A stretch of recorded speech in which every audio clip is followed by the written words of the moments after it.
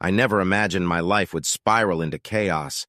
Coming home early one night, I found my wife, Mona, entangled with her ex-lover, Sam. The shock left me speechless. I watched in silence, my heart shattered into pieces. Mona's deceit wasn't just a mistake. It was a calculated betrayal. I couldn't let it slide. I concocted a plan so cruel it would leave her regretting every moment. The revenge I took destroyed her life, leaving her in ruins. This is my story of love, betrayal, and ruthless vengeance. Mona people say that changing a shape from a rectangle or square to a triangle makes it stronger. I used to think that was strange. How can having fewer sides make something better? But now that I'm older, they say I should be wiser. I'm not sure if that's true. Age might not have given me wisdom, but it has made me stronger. The night for the first time I had the strength to say no to something tempting. I said no to a man who almost ruined my life. I looked him in the eyes and turned him down. As I saw him walk away in the heavy rain on this cold night, one I wouldn't send a dog out in, I felt really good about my choice. It felt like I got back something important. Suddenly, I felt like I had more than I deserved. Maybe I should start from the beginning so this makes sense. In the beginning, there was Bobby and me, and we were in love. Bobby the phone call was always a mix of happy and sad. I enjoyed talking to my wife, but it hurt to tell her we wouldn't be together for New Year's Eve. She loved the diamond bracelet I sent her for Christmas, but she would give it up just to have me at home. This was the same story over and over again. We got married young. She was 19 and I was 18. We both came from families that didn't have much money, so it was hard to make ends meet. With my engineer's mind, I came up with a plan. Oil companies were always looking for people with technical skills for their drilling sites in remote areas. They paid very well for long shifts in these places. I managed to get an interview and impressed the company's representative with my eagerness and understanding of their systems. I hadn't studied engineering yet, but I had a natural talent for figuring out how things worked. I could spot problems and decide if I should fix them or replace them. This ability was something I had all my life. I loved figuring things out. As a kid, I spent a lot of time at the local garage watching the mechanics fix cars. I helped them with tools and asked lots of questions. When I turned 13, I started answering their questions too. I began fixing things in the neighborhood, not for money, but just to learn how to do it. On my 18th birthday, my aunt and uncle, who took me in after my parents passed away, took me out to eat. We didn't go to a fancy restaurant. We went to a little diner in town. The place wasn't special and the food wasn't great. But the waitress made a mark on me that I would never forget. It seemed like she felt the same way because at the end of the night she gave me a napkin. I wiped my mouth with it and was about to toss it in the trash when my uncle, who was much wiser than I, told me to keep it. "Look at the napkin, Bobby," he said with a grin. "Why should I asked. "It's just a piece of paper." "It's not just the napkin," he replied with a teasing smile. "It's what's written on it." "What's written on it?" I wondered. He looked upward and I realized I almost missed something important. I opened the napkin and saw her phone number. I must have looked shocked and happy because when I glanced at her at another table, she smiled just as wide. I called her the next morning and we've stayed close ever since. "Mona, I love you so much," I said into the phone. "I wish I could be with you right now, but this is only for a little while." "It's awful here alone," she replied. I could almost feel her sadness through the phone, even with all the miles between us. The deal I made with the oil company was pretty standard. I worked one semester and took classes the next. They covered all my costs and school fees. It wasn't perfect, but it was good. I would finish school without being buried in debt and have a good job lined up right after I graduated. That was important. I had heard too many stories of guys who paid a lot for college only to find they couldn't get a job in their field, or sometimes any job at all. The tough part of the deal was that it would take me longer to finish my degree. Also, being away from Mona felt like it would break me. But one day, I dreamed we would leave our small apartment for a beautiful house filled with love, nice things, and a couple of wonderful kids. I knew that anything I had to do to get us there would be worth it. "Mona, it's hard for me too," I said. "I wish I could be with you, but keep your eyes on the future. One day this will all just be a memory." I hung up the phone, determined to make those words come true. Just then, my boss, Tom Dunn, said, "Bobby, we're leaving." I looked at him, confused. "A big storm is coming." It's going to bring really low temperatures and a lot of snow and ice. This temporary pumping station won't make it, he warned. Why can't I stay? I asked. You can leave on one of the trucks if you want to wait a bit, but I'm taking one of the first helicopters out, he explained. Don't worry, we'll still get paid for the whole time we're here. We just get home a few weeks earlier. I know you'll be in school from January to May, but I've already made plans for you to join my team for the summer, Tom said. What will happen to the base? I asked. They'll take out as much oil as they can, he replied. In just one day, they can pull out enough oil to cover the costs of the whole place. We've kept it going for months, Bobby. The company has made a lot more money than they spent on it. People from nearby towns will take the pipes, building materials, and anything else we leave behind. It's just the way things go, like in The Lion King. I'm staying, I declared. He stared at me like I was out of my mind. Why? He questioned. Wouldn't it be better to save this place instead of building a new one next season? I asked. Bobby wants the pipes freeze. There's no point in staying. It's easier to start fresh with new pipes that won't leak and avoid any problems, he explained. I think I'll wait for one of the trucks, I said. It took me a couple of hours and several phone calls to get what I needed. One call was unexpected. It was Tom's boss. Bobby, what are you doing? He asked. You should be leaving, not ordering chemicals for something strange. I quickly shared my idea with him. By the end of the call, he was unsure, but told me to go ahead and try it. My plan was to cover the exposed pipes with a thick foam-like material I learned about in school. This would protect the pipes from the storm and could be taken off when spring arrived. At the same time, we would pump out all the oil and circulate a cheap, anti-freeze solution through the pipes. The pumps would also heat the solution to keep the pipes safe. 3 days later, my life changed. I was flown to the oil company's main office in Texas. They changed my whole deal. From then on, I would go to school full-time. The old company would pay for everything. Once I had my degree, I would start a well-paying job as one of their engineers. My spending limit increased 4 times, and I could buy the house Mona and I always wanted. It would happen much sooner than we expected. I could hardly wait to surprise her. My flight would land just before 11 on New Year's Eve. She would be so surprised. Mona, I wish I could be there with you, Bobby said over the phone. After he hung up, I slammed the phone down. Tears streamed down my face. It's not worth it, I said. Well, I'm glad he's not here with us, Sam said. Bobby doesn't really get what's going on with us. He isn't adventurous enough to join in. I have 2 things to say, I replied. My teeth clenched. First, Bobby is way smarter than both of us combined. You saying he isn't smart just makes you look foolish. You're not the one in college on an engineering scholarship, right? Maybe Bobby isn't as clever in some ways, but he is definitely smarter than you. Second, there is no real connection between us. What we have is just for now. I'm using you just like you're using me. The only reason you're here instead of a pet is that training a dog takes time, and I don't like cats. You're here only because I'm lonely and need some company. Bobby isn't available to me just like your girlfriend, whatever her name is, isn't available to you. Once he gets back, I won't even look at you until he leaves again, he sneered. And if you keep acting like this, I might find someone else while Dana is away at school. Don't get it mixed up. I don't care about you more than you care about me. You're just a way to pass the time. We broke up for a reason, remember? Trust me, I said. I remember. We broke up because you couldn't stay faithful. It took me some time to see that we could never have a serious relationship. So why am I here now? He asked. I hurt you and moved on, but it's me you called when you needed someone around while your boyfriend is away. I guess I wanted to see how strong I was, I said. I wanted to see if I could keep my feelings in check and not get attached to you. I think I'm stronger now. You don't mean anything to me anymore. Oh, I meant something to you. He chuckled. I did last night, but don't get too excited. You don't mean much to me either. Dana will be a rich doctor, and I'll be a well-supported husband. Once she finishes school, we'll have a family, and my future will be set. So you don't love her either? I asked, surprised. He looked at me like I was silly. Then he touched me in a way that made me feel a mix of confusion and warmth. I felt a reaction in my body that I didn't plan on. I'm sorry, Bobby, I thought. But I found it hard to resist the loneliness. For the next hour, he used my body however he wanted. He made me feel good in a physical way. Honestly, he was better than Bobby in that part.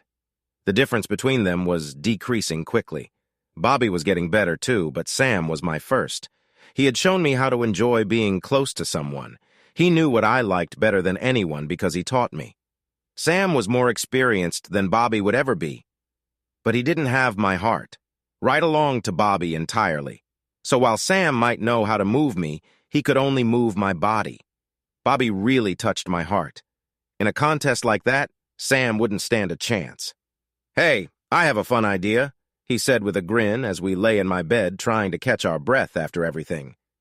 "Is Bobby going to call you on New Year's Eve?" he asked. "Of course," I replied. "Probably just before midnight, right?" he continued. "Probably," I said. "Why do you ask?" "He's almost as boring as Dana," he joked. "At least Dana wants us to talk on the phone, but she picked the exact same time. I think we should go along with them, but while they're daydreaming about us, we'll be having our own fun. It'll be kind of like a mix of real and online. We'll have virtual fun with our partners while enjoying each other." "I don't know," I said. "It feels wrong." "How can it be wrong?" he asked. "Is it any more wrong than what we just did?" "Fine," I said. "I don't want to be alone on New Year's Eve, and I can't go out partying while Bobby is working hard." Over the next few days, I thought a lot about it. I visited my family and really looked at my parents for the first time. I saw that even after all the years together, there was still something special between them. They weren't always hugging, but there was a strong connection. It was clear to anyone that they were meant for each other. I asked my mother about it, and she smiled. "It's love, sweetie," she said. "Your father and I have been together for so long that we've become part of each other. Even after the excitement fades, we can't imagine being apart. We still share loving moments, and we kiss. We do all the things you and Bobby do. We just aren't desperate anymore. We know that we are here for each other no matter what. We can argue or fight, and we still know we'll stay together. Only death would separate us, and even then not for long." Just thinking about what she said brought tears to my eyes. "Honey, you and Bobby will get there," she said. "I can see it in the way he looks at you. You found a good one this time, unlike that other guy you liked. Your father really wanted to confront him, but we thought you should learn and make your own choices. You can feel the difference, can't you?" I nodded, even though I felt bad. She was right. I could feel Bobby's love for me strong as ever. Even with him far away, I could sense his presence as if he were right there. Bobby was always with me. I felt guilty about what I had been doing, so for the next few days when Sam called me looking for attention, I said no. But as New Year's Eve got closer, the feeling of loneliness got too strong and I found myself giving in. But I promised myself it would be the last time. Things didn't go as we planned. He showed up with a couple of bottles of champagne. We both knew we couldn't act like we did when we were together. We couldn't drink too much and mess around. It was too risky. At the very least, we had to stay sober until we hung up the phone with our partners. While we waited, I did something I shouldn't have done, and it made me feel bad. In that moment, I understood why it was wrong. I realized that what he wanted me to do was even worse than just being with him. Bobby loved me. He had built his life around us. He wouldn't just run off to be with someone else. I meant everything to him. Being with me was the best part of his day. Bobby calling me from far away was special. I was about to ruin that special moment. I would betray him by being with Sam when I should have been focused on my own relationship. Sam just wanted to make fun of what I had with Bobby. To him, my relationship didn't matter. As midnight got closer, I felt worse and worse. But while I was lost in my thoughts, Sam moved closer to me. It felt wrong. I finally understood it. That time, I felt nothing. I lay there feeling empty and on the verge of tears. Sam went on as if I was enjoying it, not caring that I wasn't really with him. When he finished, it shocked me back to reality. "You forgot the condom. I don't want to catch anything from the girls you sleep with." I yelled at him. He just laughed. "You all say the same thing," he replied. That's when I realized he saw me as just another girl he could use. The TV was on behind us. Sam opened a bottle of champagne and drank from it.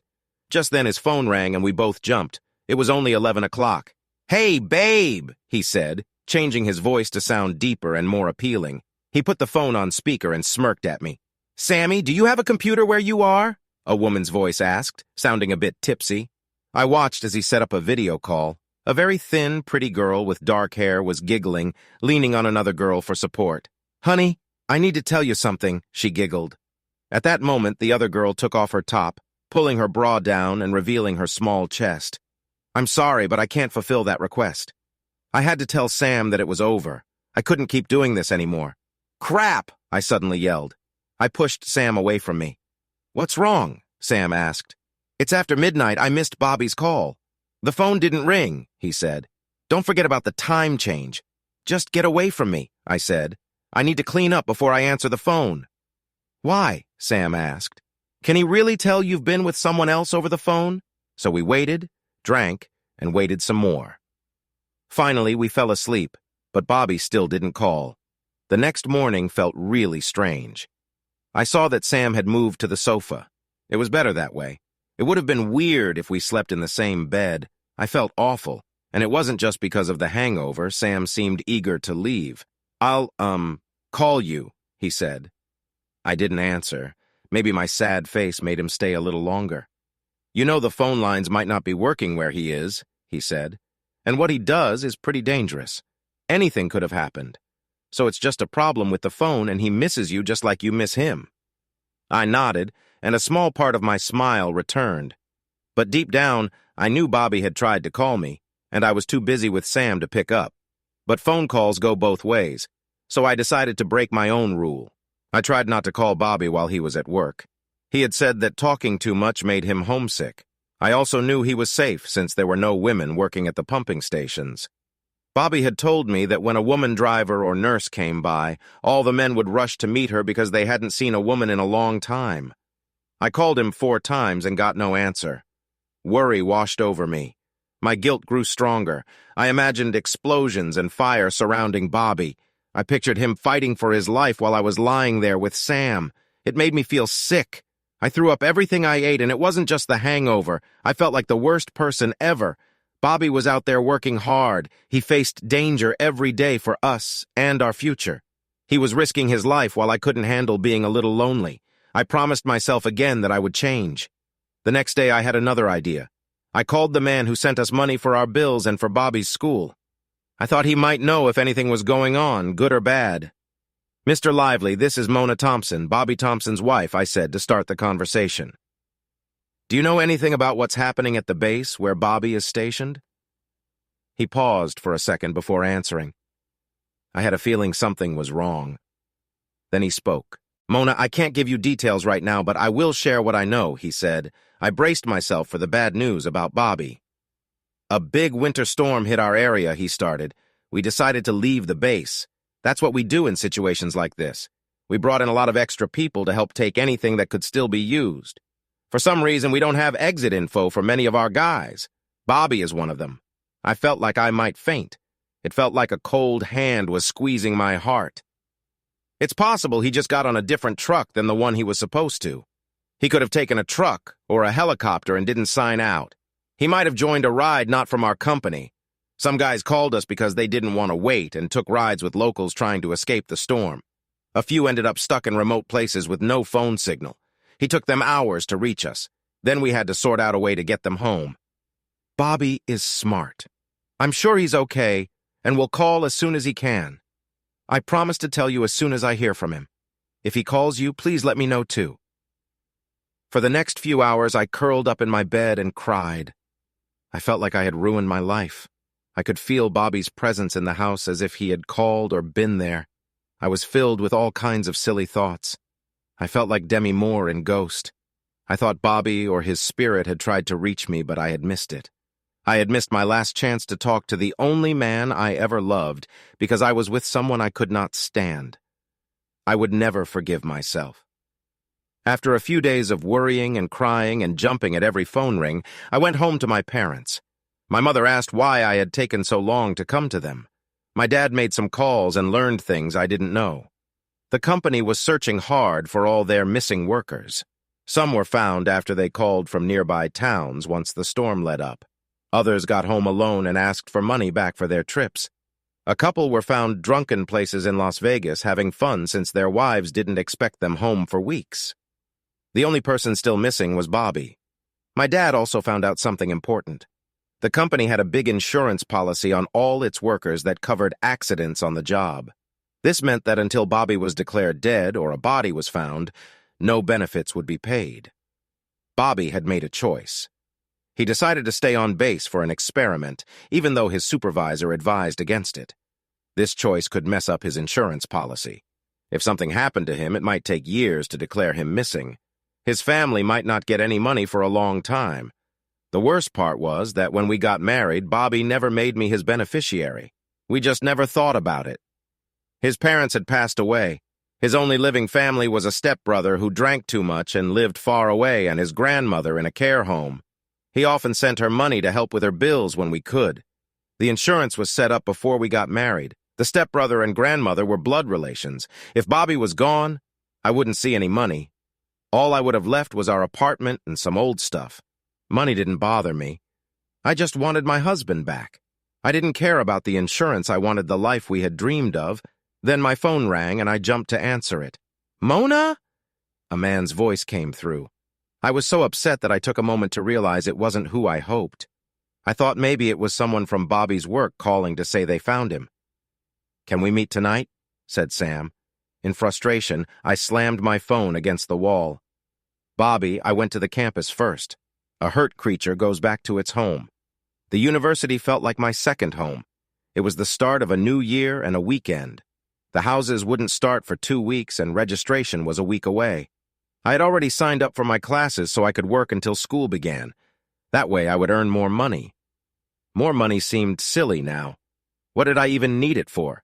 Everything I thought I had felt like a lie. It was like I was watching a magic show. The magician was all tied up and dropped into a box. The box was placed in a pool of water and the timer was ticking. How long could he hold his breath? Soon one of the helpers screamed and ran on stage with a hammer to break him out. A few people from the audience rushed up to help her save him. After some hits with the hammer, they broke the tank and the water spilled out. They hurried to unlock the box, hoping the magician was still alive while everyone in the audience watched, holding their breath. Everyone was focused on the show, wishing for the same outcome even if they wouldn't admit it. We all wanted to see the dead magician come out of the box. But when they opened it, we were shocked. The box was empty. The magician appeared in the back of the room sitting with an old lady. He was even holding her dog. He looked perfectly fine, not a bit wet or dead. The crowd cheered loudly because we were all entertained, but inside we all had the same dark thought. We wanted to see him fail. The child in me wants to believe in magic. The child in me thinks things like that are real. He believes in wonder and enjoys new experiences, but the adult in me looks at everything like the engineer I am becoming. I see the magician sitting there happy and dry. I look at the water. I examine the tank in the box. I notice how the box is angled on the stage. All of this leads me to one thought. It was just a trick. It was done skillfully to fool the crowd that wanted to see a show.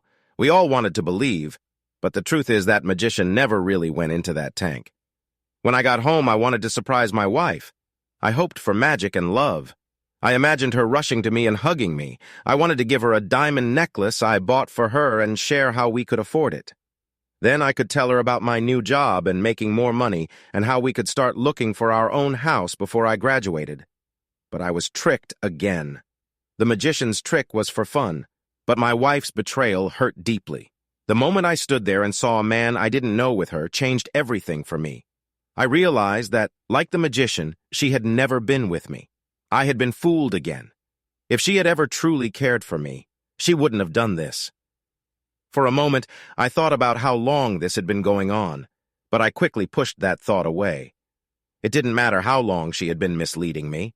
I could have rushed through me, and I thought of going inside to confront her and the man. I could see many possible outcomes, and none were good. I could rush in and fight the man. If I did, I might end up in jail or even hurt. I could ask Mona why she did this to us, but she might just brush it off and say we could fix things, or they might laugh at me together. Or maybe she would just tell me that being apart had made her feelings change. She would say she was sorry but didn't want to be with me anymore. Suddenly I understood that none of this really mattered. I needed to move forward in my life. Fighting or arguing wouldn't make me feel any better.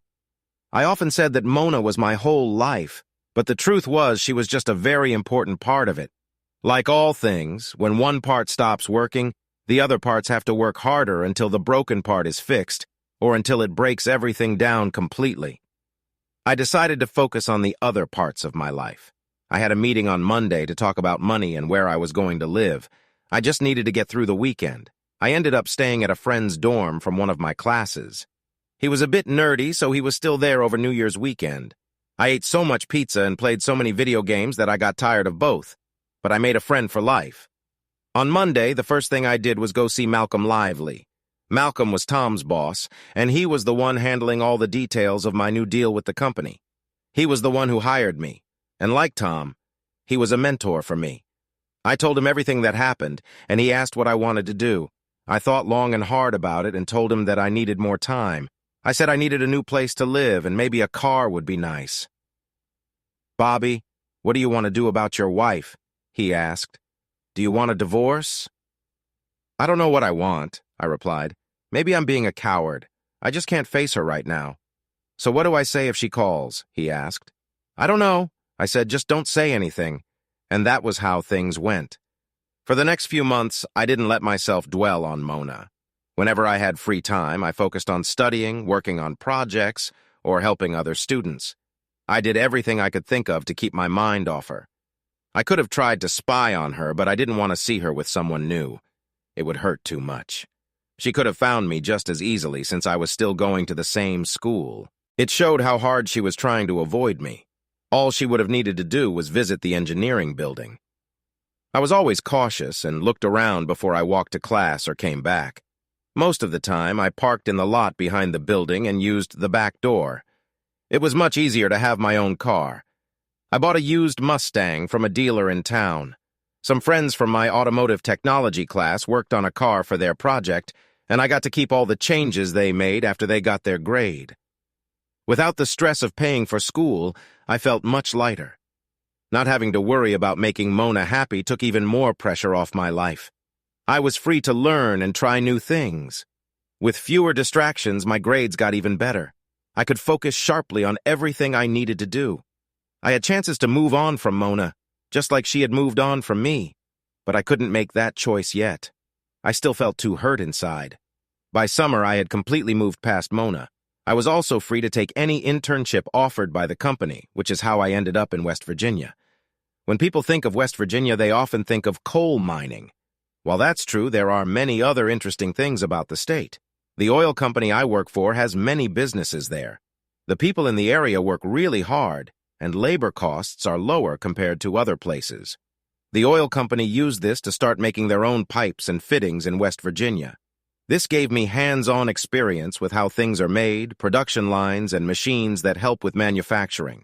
Things I couldn't learn in class. I was there with about a dozen other interns from my company, some of whom were coming back for their second or third summer. After 2 days, I noticed that the interns' schedule didn't work for me.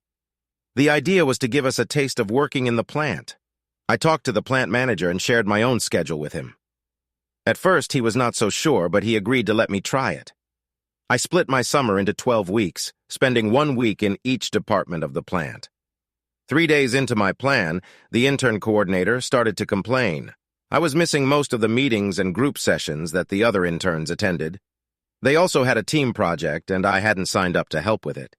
This project was required, as it showed the skills we were learning and was meant to be a gift for the company that was giving us this opportunity. The plant manager was about to step in to defend me, but I decided to handle it myself. The project involved making a plate with the company's logo, the year, and our class number on it. I looked at it and shook my head. I took the rough sketch from the intern coordinator and walked out of his office. 2 hours later, I knocked on his door and put the finished plate on his desk. He looked at me as if I was strange. "Who made this?" he asked, surprised. "You all should have needed most of the summer for this." We were planning to show it to Malcolm at the picnic at the end of summer. "I made it," I replied. "Can I go back to work now?" "I don't get any of this," he said. Just then, the plant manager walked in and talked to him. He explained that the interns were only working 4-hour shifts and going to meetings. He mentioned that I was working 10 hours a day, 6 days a week, just like the regular workers. He said the interns watched and sometimes shared ideas to solve a problem. Then they would check their ideas against what was done. In contrast, I was really working in the places I went to. I usually started with the basic jobs and tried every role. I often got the toughest jobs and spent most of my time with the real workers, not the interns. So the project that would have taken the interns most of the summer took me just a couple of hours because I could actually run and program most of the machines. That was the last issue I had with the intern program. A month in, I stopped wearing a shirt and tie or a business shirt. I started wearing work clothes like the other workers. It made sense since I usually ended the day covered in oil and dirt. By the middle of summer, it was clear I was different. When one of our production lines suddenly stopped working, almost everyone in the plant gathered to see what would happen. A few engineers got together to solve the issue, and I was called over to help. The other interns were told to stay back. While they watched, I joined the team that fixed it. I found out that some raw pieces had fallen into the conveyor and broken the gears. We shut down the conveyor, and a few of us used long bars and crowbars to pull the pieces out. Then we took apart that part of the conveyor. We checked the pieces that could be reused, those that could be fixed, and those that were too damaged to save. We thought that the production line would be down for about a day and a half to 2 days. Some of the skilled workers would get overtime to fix parts. Others with a strong work ethic would be kept to help clean up their areas or other parts of the plant. The rest would have 2 days off. Most of the workers didn't mind the break in the middle of summer. Most of the interns were happy to have 2 days off right before the midsummer break. It was a great time for me. I showed the plant manager some of the pieces we pulled out of the conveyor. "Do you notice anything about these?" I asked. He picked up each item and looked at them carefully for a few minutes. "Is it about size or weight?" he asked. "Neither," I answered. "It's random. If you check the lot numbers, these all come from different batches made over a long time. I think they fell off the conveyor belt at some point. When each one fell, the conveyor moved a bit slower. We made the conveyor faster to keep up with our production speed, but eventually the items piled up and the conveyor couldn't keep working. For months, we've been running the conveyor too fast just to stay on schedule. That would lead to higher energy costs since a faster conveyor uses more electricity. I found a few spots where the items likely fell. If we add side rails or barriers in those areas, we can reduce the chances of this happening again." "Bobby, do that," he said. "But make it your second task. Right now, I need you to help the team get the plant running again. Every hour we lose costs us a lot of money. Everyone worked hard to get the plant back up and running." Once we finished, I shared my plan to prevent this issue in the future. I gave out my drawings for the rails and barriers for the conveyor system, and many people volunteered to help build and set them up.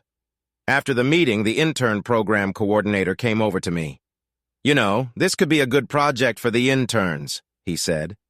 "I thought about that," I replied, "but by the time their summer break is over, I'll have everything made, set up, and tested. I'll be working in a different part of the plant by then." "You're not taking the break?" he asked, surprised. "No one told me that. Being here for the summer is a great chance," I said. "I can't waste 2 weeks doing nothing, but you don't even get paid for it," he said as I walked away.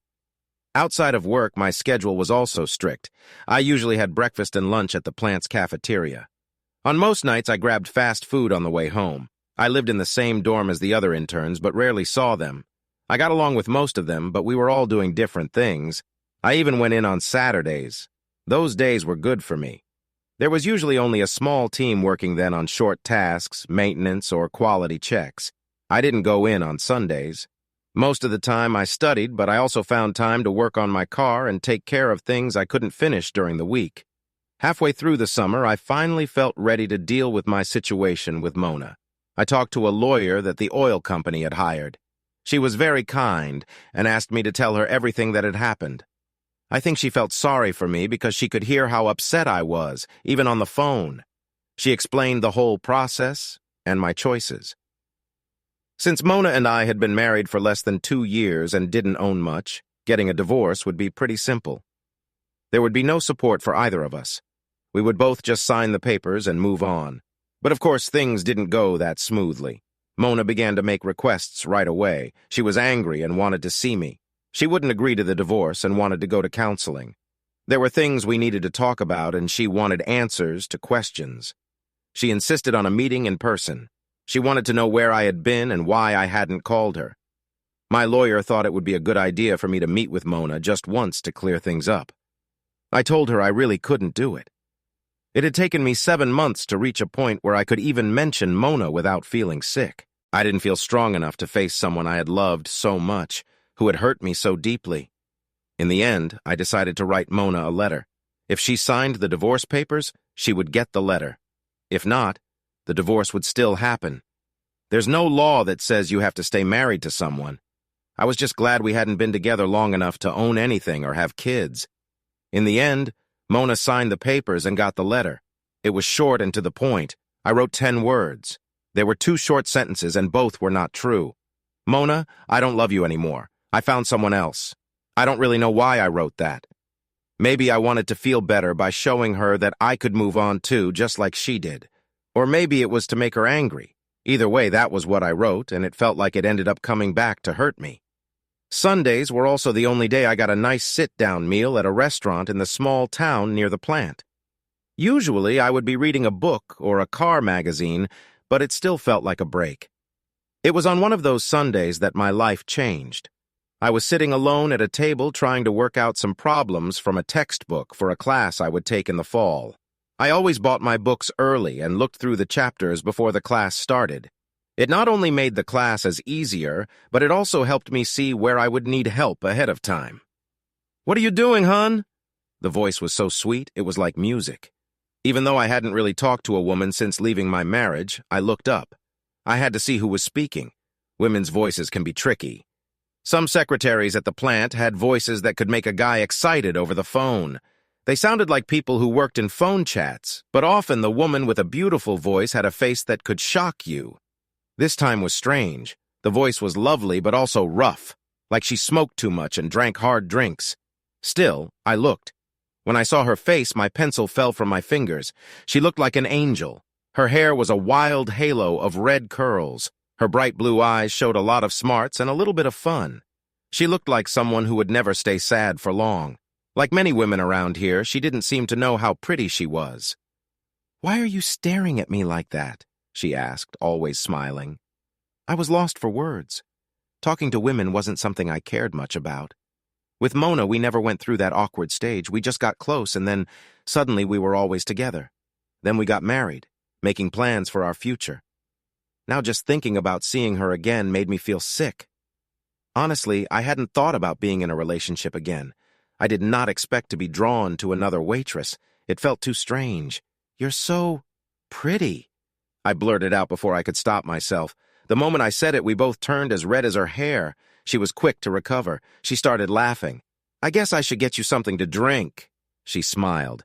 "You clearly aren't seeing things right. I heard that can happen when you're thirsty. I'm not anything special. You could throw a rock and hit a bunch of girls who are prettier than me." "I'm so sorry," I said. "You really caught me by surprise. I just said what came to my mind." "Let me guess," she said with a smirk. "The rest of that thought was something about you bending me over a couch, right?" "Of course not," I said, feeling angry. Her smile faded and her expression became serious. "Well, what was it then?" she asked sharply. "Look, I have 5 brothers. I've worked in this diner since I was 16.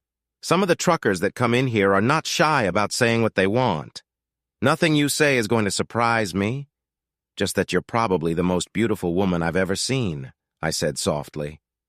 She leaned on the table and looked at me. Then her face changed, and she smiled. "You really mean that, don't you?"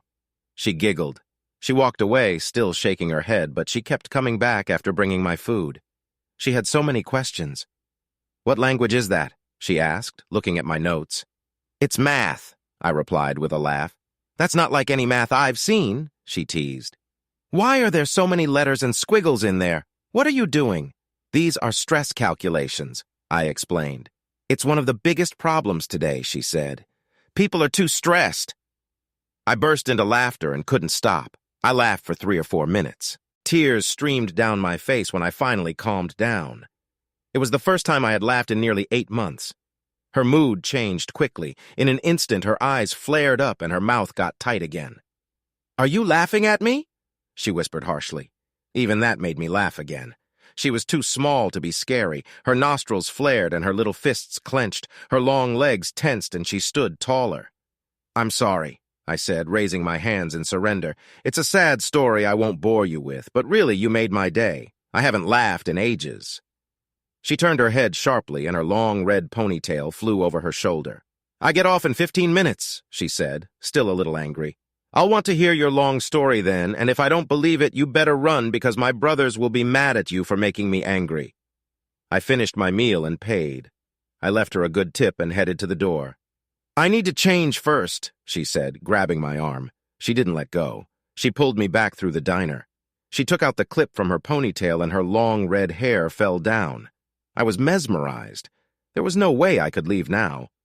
When she looked back at me with her big, honest blue eyes, all my anger and sadness from what happened with Mona faded away. That was the moment I felt alive again. There are key moments in our lives when everything fits together perfectly. It could be when you throw the winning pass, score a key basket, win a debate, or play the perfect song, but it's always that magic moment that changes your life forever. For me, it happened then. Are you staring at me again? She laughed. Are you in enough trouble already? I guess it's worth the trouble, I said with a shrug. You're so silly, she laughed. Do you really think I would ever let anyone hurt you? I was surprised. I never believed in love at first sight. My chest felt tight and warm. Some people might say it was just my nerves acting up or maybe heartburn from dinner. But those who understand love feel like I do. The emptiness in my heart felt smaller, just enough for her to fit in. She turned around and I noticed her slim figure and long legs. Her apron had covered up her lower half until now.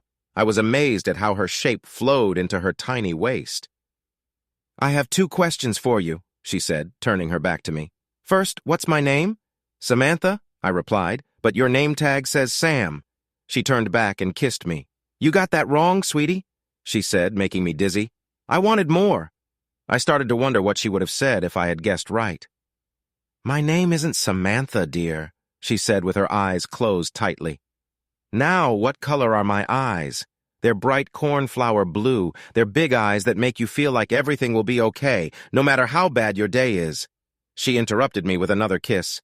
This time her sweet strawberry-flavored tongue reached for mine. My heart raced and she laughed. Do you have a hammer in your pocket? She giggled, because something is poking my tummy. I felt really shy and pulled back. She held on to me and pulled closer. Did I get the second question right? I asked, feeling strange standing there with her after just a few minutes. Nope, you missed that one too, she said. Her eyes twinkling with fun and her scratchy voice made me feel uneasy. Then why are you hugging me like this if I didn't pass? I asked. Robbie, you need to stop thinking everything is a math problem, she said. Life isn't math, because there's more than one right way and sometimes things just happen and mess up your plans. You know my name? I asked. Robert James Thompson, she said. Everyone in town knows you. The guys at the plant think you're a good guy. They don't have much to say about the rest of your friends, though. They call them a bunch of spoiled kids who might try to change things at the factory without knowing how it really works. Huh? I said. They're engineers, she said, like that explained everything. Engineers think they know it all. Every time we get new engineers at the factory, they want to change everything just to show off how smart they are. But their ideas usually don't work and things go back to the way they were. Still, they have to make their point. What's their point? I asked. She rolled her blue eyes at me like I was the dumbest person around, then kissed me again before answering. It's like dogs, Robbie. There's always a fight to be in charge. Engineers have to prove they are the boss, just like the guys you came here with. They walk into the factory like they own it and start telling everyone what to do before they even know what's going on. They aren't even real engineers yet, but they try to boss everyone around. Outside the factory, it's even worse. They act like they're better than everyone else. They go to the bars in town and think people should treat them like royalty. They hit on every girl they see, even the ones who are with someone else. But we know how to deal with them. Inside the factory, all the guys pretty much ignore them. If they can't ignore them, they tell them to follow the rules. They have to ask their supervisor first. If not, they can't do it, or they pretend their machines are so loud they can't hear them. My favorite trick is telling them that their machine can't do what they want.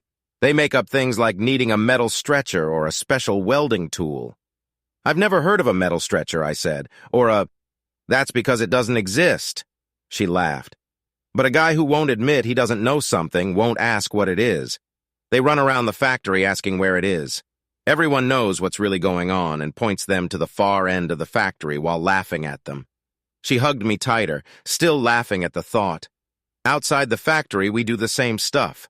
We charge them double for everything they buy, and only the wildest girls in town want anything to do with them.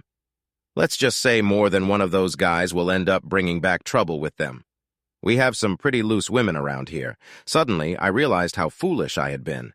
I understood why a woman like her would want to be with someone like me. I could already feel itchy things crawling on me. Well, thanks for the info, I said. I dropped my arms and tried to pull away from her, but she wouldn't let go. She looked confused. I'm not done with you yet, she said. Come on, you've had your fun, I replied. I get it. You think I'm stupid because you're telling me what you're doing and you think I won't see that you're talking about me. She looked at me in a weird way. Go call your brothers, I said. After they hurt me, I can go to the hospital to get checked up. She stared at me and then clenched her jaw. Suddenly, she punched me in the face. Her eyes glowed bright blue again. It was nice talking to you, I said, turning to leave. At first, she said, but it's too bad you're too dumb to see what's really happening. I'm smart enough to know when someone is making fun of me, I shot back.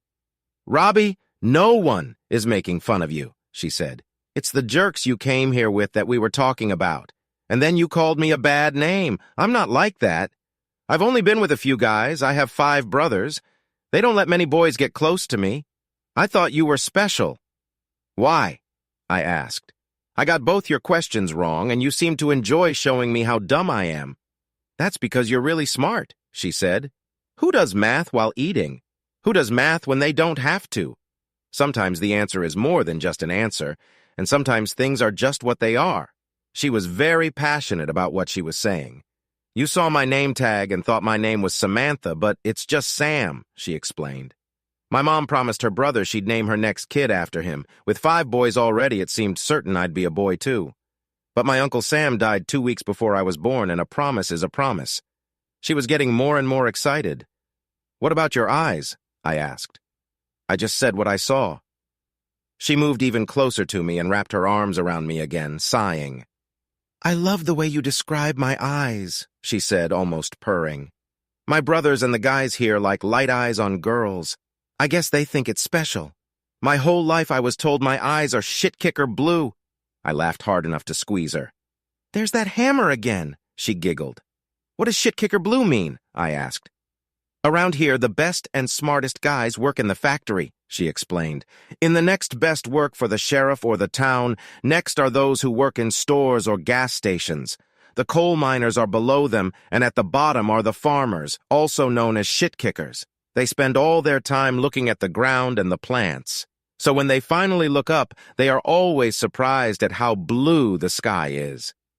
I started to laugh again, and she cuddled even closer to me. But that's not why I asked you that question, she said. I just wanted to see if you feel about me the way I feel about you. But how can you know that? I asked.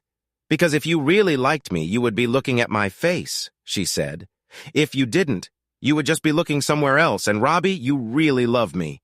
It was a silly thing. A name means a lot to us. My name is Robert. People call me Robert, Rob, Bert, even just Bob. But Mona called me Bobby, and that made me feel special to her. For the last 8 months, Bobby had been down in the dumps. That's putting it lightly. Bobby was really sad and hiding away from the world. When Sam called me Robbie, it felt like I changed. Just changing one letter made me feel needed and pulled me out of my sadness. That night, we talked a lot. I shared stories about my life before I met her. It was surprising, but for the first time, I could talk about Mona without feeling hurt. It was like my feelings for her were packed away, like my old Hot Wheels cars from when I was a child.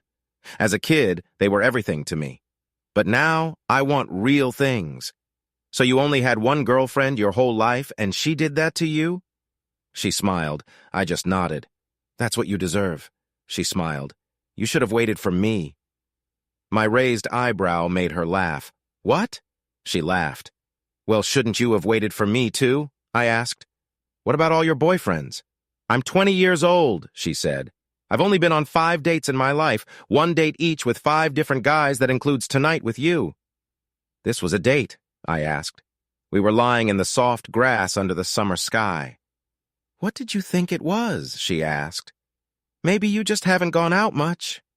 I turned over and gave her a kiss, and she started to purr again. I gently rubbed her sides, and she sighed happily. I moved on top of her, and she wrapped her long legs around me. "Robbie, are you sure you want to do this?" she asked. "Yes, very much," I said. "Okay," she smiled. "I feel the same, I'm sure." She started to unbutton her shirt, but I was curious about how she sounded.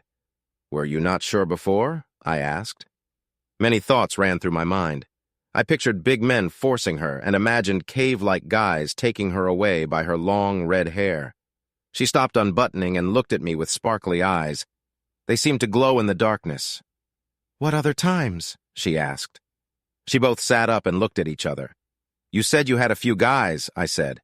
"Yeah, a few," she said, holding up her hand. Her 4 fingers came together, touching her thumb to make an O shape. "Sam, that's a 0, I said. "Wow, you are good at math," she replied with a smile. "But a handful means 4 or 5, I explained. "I told you I'm not like that," she said. "Do you know what I really mean?" "Sam, just to be clear," I said. "What does that mean around here?" "The same thing it means everywhere," she said, sounding upset. "A woman who sleeps with a guy she isn't married to, you have some wild ideas in the city. That's why I asked if you were sure. If we go through with this, we'll be together forever. I doubt you would, but if you tried to leave me, my brothers would find you," and her words stopped when I kissed her. My life felt a bit out of control ever since Bobby left for work. I knew he had to go for our future. We talked about it for weeks, and I thought it would be okay. I understood it wouldn't be easy for either of us. I knew he would be working hard and tough and cold places, and it would be harder on him. I also knew he would miss me as much as I missed him. But when it really happened, I just couldn't take it. What can I say? I'm only human. I make mistakes. Maybe I just love Bobby too much to be away from him. Maybe I'm weak and gave in to the loneliness more than I expected. What I did had nothing to do with my love for Bobby. It was just me being human and needing to feel close to someone. Bobby was never meant to find out, and to this day he still doesn't know. But now, I want him back. I need to show him I'm not mad at him, and I understand why he did what he did. I truly believe Bobby left because he was human too. I spent weeks crying, thinking he was gone forever, only to get divorce papers from him through a pushy lawyer. I didn't want to sign them. I needed to talk to Bobby. There was so much I wanted to say to him. The lawyer told me Bobby was going through a lot, and if I didn't sign the papers, it would only make him mad at me. I was sure I could fix things between us if I just had the chance. The lawyer in his expensive suit told me that Bobby didn't need my signature. The only thing that would change was how much time it took. He didn't have much anyway, and Bobby had given everything to me. Instead of getting half of nothing, I had all of nothing. In the end, he offered me a letter from Bobby if I signed the papers. Feeling like I had no better options, I agreed. I signed the papers to make Bobby happy. The lawyer had already told me that even if I didn't sign, Bobby would still get his divorce. It would just take an extra 6 months or so. The letter from Bobby was very short, and it made me cry. I spent months reading it and thinking about it. Bobby said he found someone else and that he didn't love me anymore. I knew that wasn't true. Bobby felt guilty. I felt guilty too. I think he had a hard time admitting that he had been lonely and spent time with another woman but couldn't tell me. I wanted to tell him I understood because I had made a similar mistake. My guilt was even worse than his. I had let that guy Sam get me pregnant. When Bobby came back, I believed that if we could talk face to face, we could make things right. Sure, there would be anger and shouting, but we had both messed up. It might take some time, but I was sure we could get back together. We belonged together. As the summer went on and my belly grew, my life got even harder. I needed to find a job to keep the apartment. I thought about moving back in with my parents, but I loved that tiny place. Plus, I hoped Bobby would come looking for me when he was ready to come home. As the months passed, I started seeing Sam again. Well, seeing isn't the right word. I was so lonely that I said yes every time he wanted to come over. This time was worse. I couldn't even enjoy being with him. They say pregnant women want to be intimate a lot, but that wasn't me. I just did it to fight the loneliness. Right before I had my son, I ran into one of Bobby's classmates. I asked him if he had seen Bobby. I spent half the summer in West Virginia with him. He said he's not happy, but he doesn't realize it. What about his new girlfriend? I asked.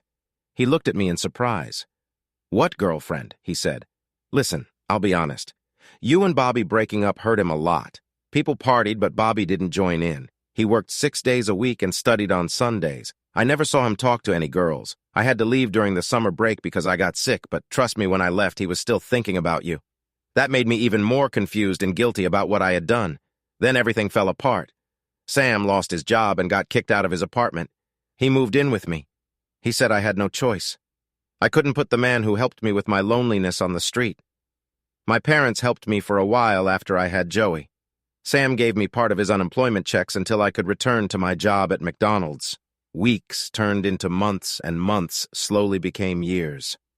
Over time, I became a bitter woman. My life felt terrible. I hated my job, and I worried there was something wrong with my child. I ate unhealthy foods and started to look more like my mom than myself. For some reason, Sam and I still lived together, but it felt sad. We didn't even share anything anymore. He wasn't a good father, and he was an even worse roommate. Once he lost his job, he didn't help pay for anything. He didn't do much, but having him around felt better than being alone. I didn't even mind when he went out every night to see other women. The only thing I had left was my dream of what my life should have been. I still thought about Bobby sometimes in the future we had hoped for. I often wondered what had happened to the only man I ever loved.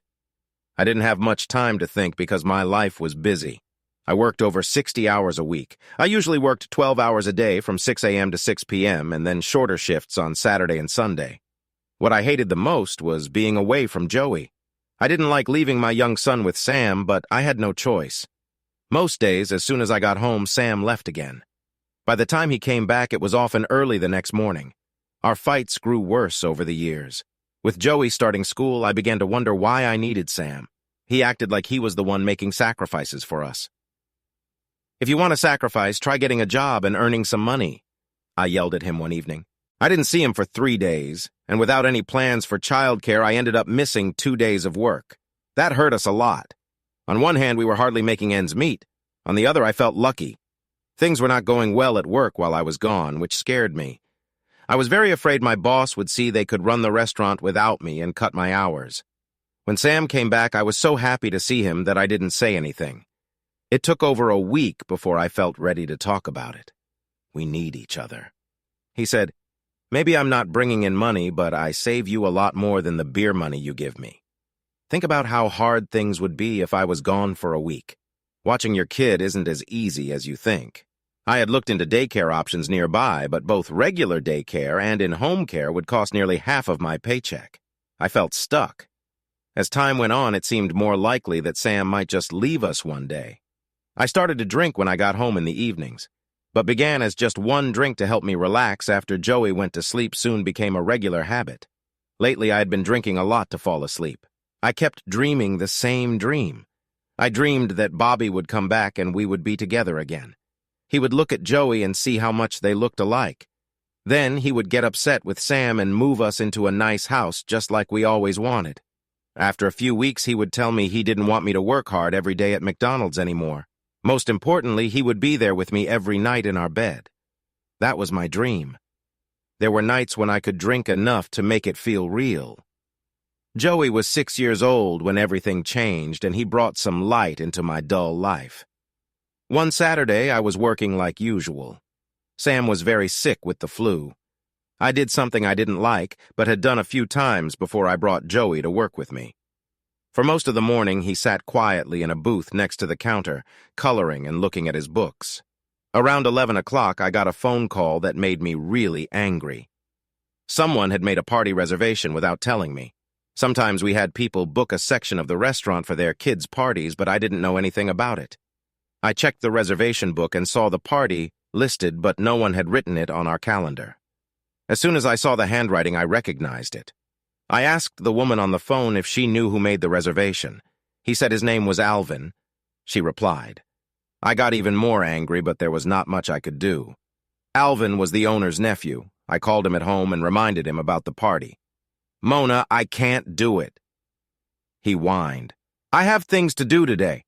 Can't you handle it for me? No, Alvin, I can't, I said firmly. Sam is sick at home and I brought Joey to work with me. You booked the party, so you need to work it. 1 minute later, I got another call. It was my boss. Mona, I just spoke with Alvin. He told me what was going on and I had to make a tough choice. I know Alvin is my nephew, but he's been using that for too long. I backed you up and told him that if he booked the party and didn't let anyone know or ask for help, he had to do it. I felt really happy. My boss had my back.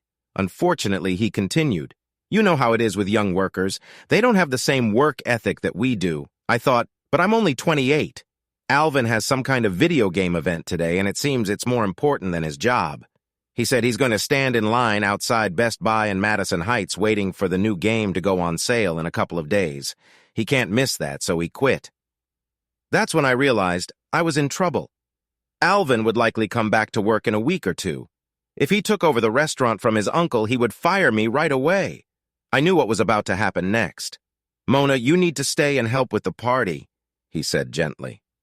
I understand, I replied, feeling down. I really disliked working at kids' parties.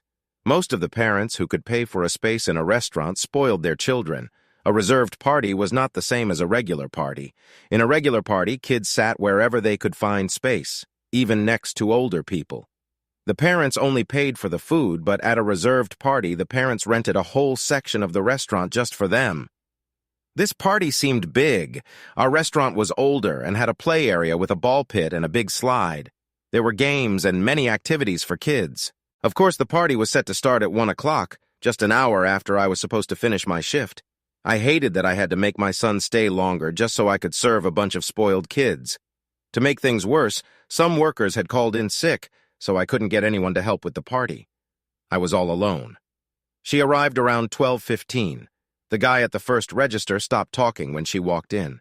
I had my back to him, but his reaction made me turn around. She had just stepped out of her SUV and was walking towards the door. Both her arms were full of a big sheet cake. I hadn't seen her at first, but I heard Mark talking to a customer. "Welcome to me!" "Whoa!" he said, then jumped over the counter to open the door for her, leaving the customer confused. He rushed over to help her too. My first thought was not a friendly one. Looking at her long red hair and fancy clothes, I felt like she was one of those stuck-up people who thought they were better than everyone else. I tried to hide my dislike for her and act professional. She said, "Hi," and actually seemed sincere. She had managed to come to the restaurant early, which was great because I could prepare the cake and everything else before the guests arrived. Usually, parents showed up right when the party was about to start. She had even brought name tags and place cards. Plus, she made a list of the food each child wanted to eat. This saved me a lot of time because I could order much of the food in advance. She also asked me to make our food order smaller. After just a few moments of talking to her, I had to admit I liked her. It wasn't her fault she looked like that. When she came back to her big SUV, she brought 2 of the cutest little girls with her. Seeing those girls made me feel like crying because they were so sweet. It was hard to believe that the woman in front of me had had not 1 but 2 children. She was still very thin with long legs, a heart-shaped backside, and a fuller chest for her size. I was surprised when she told me she actually had 3 kids. The youngest was only 2 years old and too small to run around at a party for 5-year-olds. He didn't want to leave his dad. That really hit me hard for some reason. I just stared at her, wondering how she got her body to look so good after having kids. She was a few years younger than me, but looked much younger. "Yeah, I know," she smiled. "I'm like a baby machine. My husband keeps wanting more kids, and I keep having them. I think we're going to try for 1 more boy." "My God," I said, "that must be tough." She started laughing, and her laughter filled the whole restaurant just as the kids for her party began to arrive. "It's wonderful," she said. "I love my husband more than anything. I always wanted a big family." I grew up in a small house with 5 brothers. We only had 1 bathroom and 2 bedrooms. Even after my parents passed away, there never seemed to be enough space. She smiled. "Now my house is probably 3 times as big, but it still feels crowded. The big difference is there is a lot more love in it. It's so full of love that it feels like it could burst. Every time we try to sit down, there's a little girl hugging us and sitting between us." She smiled, especially Bobby. A 2-year-old already has her daddy wrapped around her finger. As the party went on, it became clear that her daughter was very popular. There were already at least 50 kids there. At first I thought the big cake would be so large she could take some home, but I began to worry there might not be enough. Kids were everywhere. The play area was packed and I barely had time to do anything. I looked around the restaurant for someone who wasn't busy to help put drinks on the tables. I wanted someone to watch the play area too, because the kids were small and needed supervision. That's when she surprised me. She looked around in a way only a mother could. She pulled out her phone and called someone. "Holly, I need you in here," she said. "Please bring the other cake," she said. The black paint on her Escalade sparkled as a chubby teenage girl stepped out carrying a smaller cake. She walked into the restaurant. "Holly, can you watch the kids in the play area?" she asked. At first I wondered how someone who seemed like a good mom could leave her kids in the car. Now I realized she hadn't. She had a babysitter with her. Holly took charge of the play area, organizing the kids for games. The party became lively. Next, she picked up a tray filled with cups and moved from table to table, putting them down. I was amazed. Parents often thought paying for a party was enough, but her help turned a big job into something fun. She kept asking me how she could help, but one thing that really stood out was when she went out and came back with my son, Joey.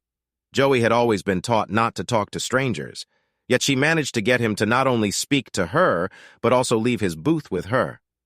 "Mona," she said, looking at my name tag, "is it okay if this young man joins the party?" That whole afternoon felt strange. I had trouble believing I didn't want to work at the party. Usually Joey was shy and quiet, but with so much happening around him, he wanted to join in. I was still cautious. He didn't have many friends and wasn't very good at socializing. She took control. She called over the birthday girl. "Angie, this is Joey," she said. "Introduce him to your friends." The little girl, just like her mother, was kind. "Hi, I'm Angela," she said. "It's my birthday. Thanks for coming to my party." I was a little bit happy that Joey was there. Just like her mom, she was genuine, and even my shy son noticed it. "Sorry, I didn't bring you a present," he said. To my surprise, Angela laughed. "I have lots of presents," she replied. "But you can never have too many friends. New friends are the best. Come on, we're playing games. Do you like games?" He nodded eagerly. "Later you can cut your own piece of cake," she told him. "You can cut the biggest piece ever." I felt bad for my earlier frustration and for misjudging Angela. It nearly made me cry. By the end of the party, Joey had many new friends, and my view on spoiled kids had changed. I also found a new friend. The party turned out to be a great success. As I watched a lot of tired kids, including my son, walk away, I realized they were so worn out from all the fun that they could barely hold on to the bags of treats they had received.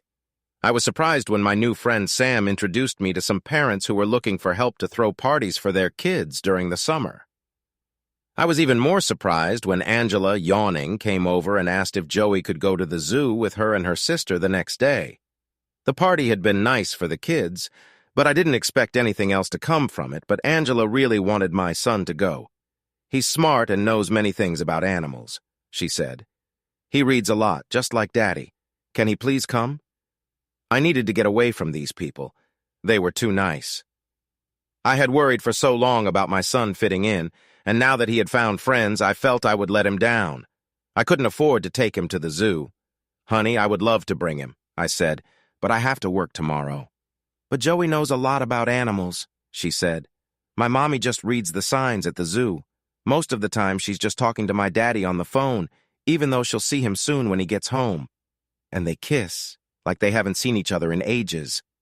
Sam was getting redder by the second. "Mona, why don't you bring him to work with you again?" she suggested. "The girls and I will pick him up at 10 o'clock. It will be our treat for his knowledge about animals." I didn't want to disappoint the eager faces of Angela, her little sister Kimmy, my son, Joey, and even Sam.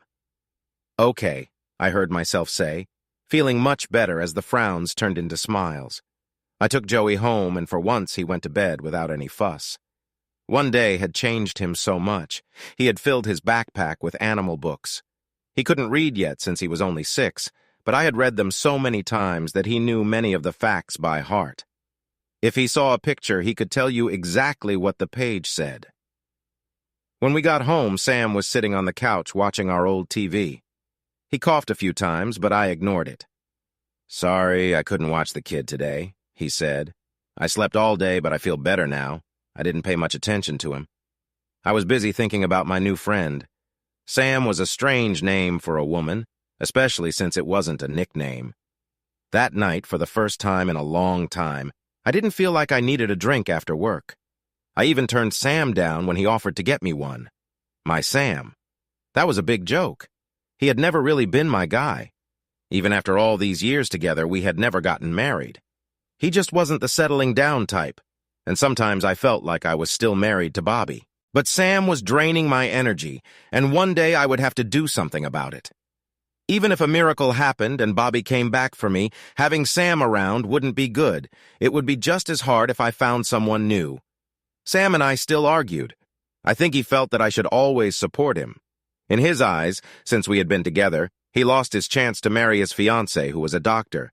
He liked to point out that even with all my love for Bobby, he had been less dependable than Sam. At least Sam had stuck around. Bobby, he said, had just left when he got tired of me. "Sure, I see other women," he said, "but I always come home to you, Mona." I had to give him some credit for that. And he was right. Bobby really had left me. It didn't matter if he left for another woman, which turned out not to be true, or if he just wanted to be single to travel for his oil company job. Bobby had deserted me. He had betrayed me in the worst way. Most women might say cheating is the worst, but they are wrong. If Bobby had gone to another woman, at least I could compete. Bobby loved me too much for anyone else to take his heart, but it's hard to compete against a job and a lifestyle. I should have seen it coming. Even when we were young, Bobby loved fixing things. Some days we'd spend all day at an old lady's house just so he could fix her fence or lawnmower. When he got the chance to travel with the oil company, I should have noticed how excited he was. It was like the old days, but instead of just fixing things nearby, he was off fixing things all over the world. I couldn't compete with that. No woman could. It was just too huge. But just like when we were younger, after everything was done or Bobby got tired, he always reached for me when it was time to relax. And that's what I hoped would happen again. Sooner or later, Bobby would want a home and a family. When that time came, we would talk. When Bobby's friend told me that Bobby had lied about another woman, I felt a wave of relief. I knew Bobby well enough to understand why he lied. He was trying to annoy me, but that made everything I had done seem even worse. Sometimes I almost wished he had found someone else. If we had both done the same thing, it would have made it easier for us to get back together. But I knew in my heart that I would see Bobby again. Honestly, Sunday started out pretty boring. It was the same routine as always. We sold breakfast until 11, then switched to lunch. We still had breakfast items for the rest of the day, but since we needed the grill for burgers and fries, anyone ordering breakfast had to wait. Most of the time, I was thinking about Joey. It was hard to believe that this was his first time away from me, except for when he stayed home while I was at work. Even when I took him to see his grandparents, I was with him. One thing I forgot to check was what time they would be back from the zoo. When I finished work at noon, I still hadn't heard from them, so I called Sam. "Sam, are you guys okay?" I asked. "Hey, I didn't hear a dial tone. Were you already on the phone?" Maybe," she replied. I laughed, remembering something her daughter said the day before. "How are the kids?" I asked. "I'm sitting at a table while they're watching the seals. Your son is so adorable," she said. At each exhibit, Joey pulls out a book and shares animal facts. A lot of the other parents are listening to him. I'm done working for the day, so I started to say. "Relax, Mona," she said. "Let him have fun. I'll take care of him like he's my own. You have 3 choices. Number 1, I can bring him to the restaurant now, but you'll have 3 unhappy kids. Number 2, you can come here and join us. Or number 3, you can go home and relax for a bit, and I'll bring him back when we're ready to leave." "Number 3, please," I said. Hearing her calming voice made me feel better. Plus, I could hear Joey talking excitedly in the background about seals and sea lions. His joy made me happy, too. I went home and did something I seldom had time for. I took a long, relaxing bath and read my own book while soaking in the tub. "What were you doing in there?" Sam asked, looking a bit scruffy and holding a can of beer. As I looked at him, I wondered why I had ever liked him. Then I remembered that having him around felt a little better than being alone, but just barely. As if he could read my mind, he quickly asked, "Where's the kid?" He never called him by his name, always saying "your kid" or just "the kid" when he worried I might get upset. "He went to the zoo with our new friends," I said. "Do we really have enough money for that?" he asked. I knew he was really worried about his money. "Your cash for drinks and fun is safe," I said. "Sam is paying for it." "Who is Sam?" he asked. "Do I know him?" I couldn't help but laugh. Thinking about how sad my life was made me laugh even harder. "What's so funny?" he shouted, sounding angry. "Are you replacing me? Because nobody else will deal with your drama for long. No guy wants to stick around while you feel sorry for yourself over someone who left without saying why, and your kid acts strange. No man will want to be near a kid like that. I can find someone else, just like your ex did. I can find another woman, and you could have at least picked a guy with a different name. It just makes you look desperate to pick a guy with my name." He paused and then smirked. "If there is a Sam," I laughed even more. "Of course there is a Sam," I said, still laughing. "You sound a bit jealous. Sam is a woman. She has 3 kids and enough money to easily take us to the zoo." "Oh, no," he said, sounding worried. "I don't want to meet her. She has 3 kids. That must be rough for her." I chuckled. "Don't let her plan too many trips or she'll want you to start paying for them, too. Sam, when you start making money, you can tell me how to spend it," I said. His hurt look made me feel happy inside. I walked out onto my balcony with a glass of wine and a book. I sat down in a comfy chair and enjoyed the sun and a light breeze as I read. I couldn't remember the last time I could relax like this. Before I knew it, 3 hours had flown by when my phone rang. "I think we're in trouble," said Sam on the line. "Is Joey okay?" I said, my voice sounding higher than I meant. "Of course he's fine," Sam replied. "I told you I'd take care of him. We're on our way up. I'll see you in a few minutes." "Don't you need my address?" I asked. "Mona, Joey is 6 and very smart," she said. "He knows his address. I just put it in my GPS and, well, you'll see. Open the door for us." We're in the lobby. I went to the door and buzzed them in. A few minutes later, I heard the little feet of excited kids running down the hallway. I opened the door to see 3 winded kids all holding some kind of souvenir from the zoo. Joey had a stuffed monkey, which surprised me because I didn't think he would want that. I looked around but didn't see Sam anywhere. A little while after the 3 kids came into my apartment and spread out on the old carpet, I heard her coming down the hall. I saw her hair first. She was wearing small white tennis shoes and jeans that fit her legs nicely. Her dark blue t-shirt had a car on it. I didn't know what kind of car, but I recognized the Mustang emblem. Bobby had always wanted a Mustang. When I noticed the big flat box in her hands, she looked at me with a raised eyebrow and walked inside. Again, she surprised me.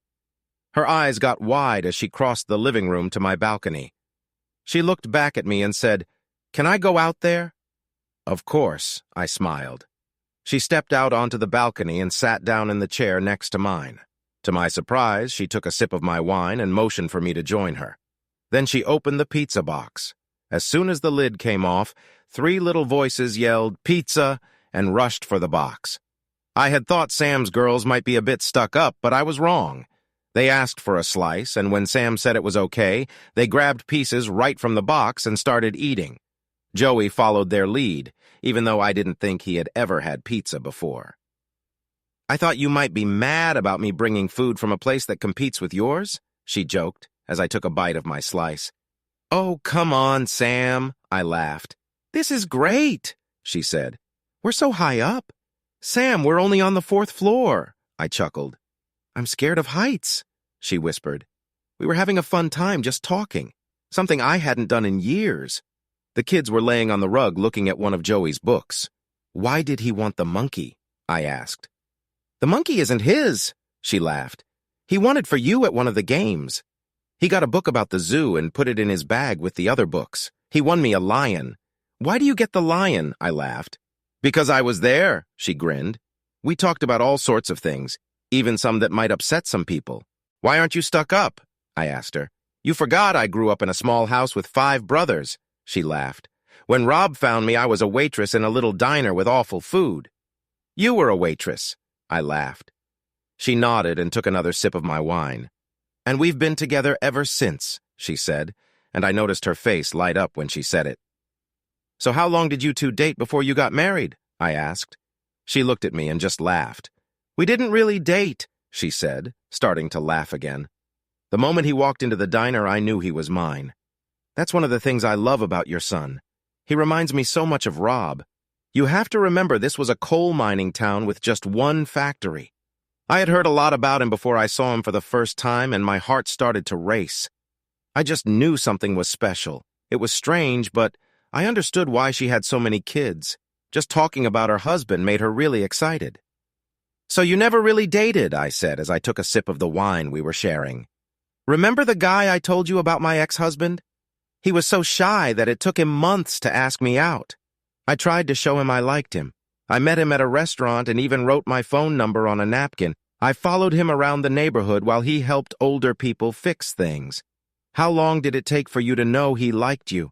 "I told you, Mona," she laughed. "We just knew." The first thing he said to me was that I was pretty.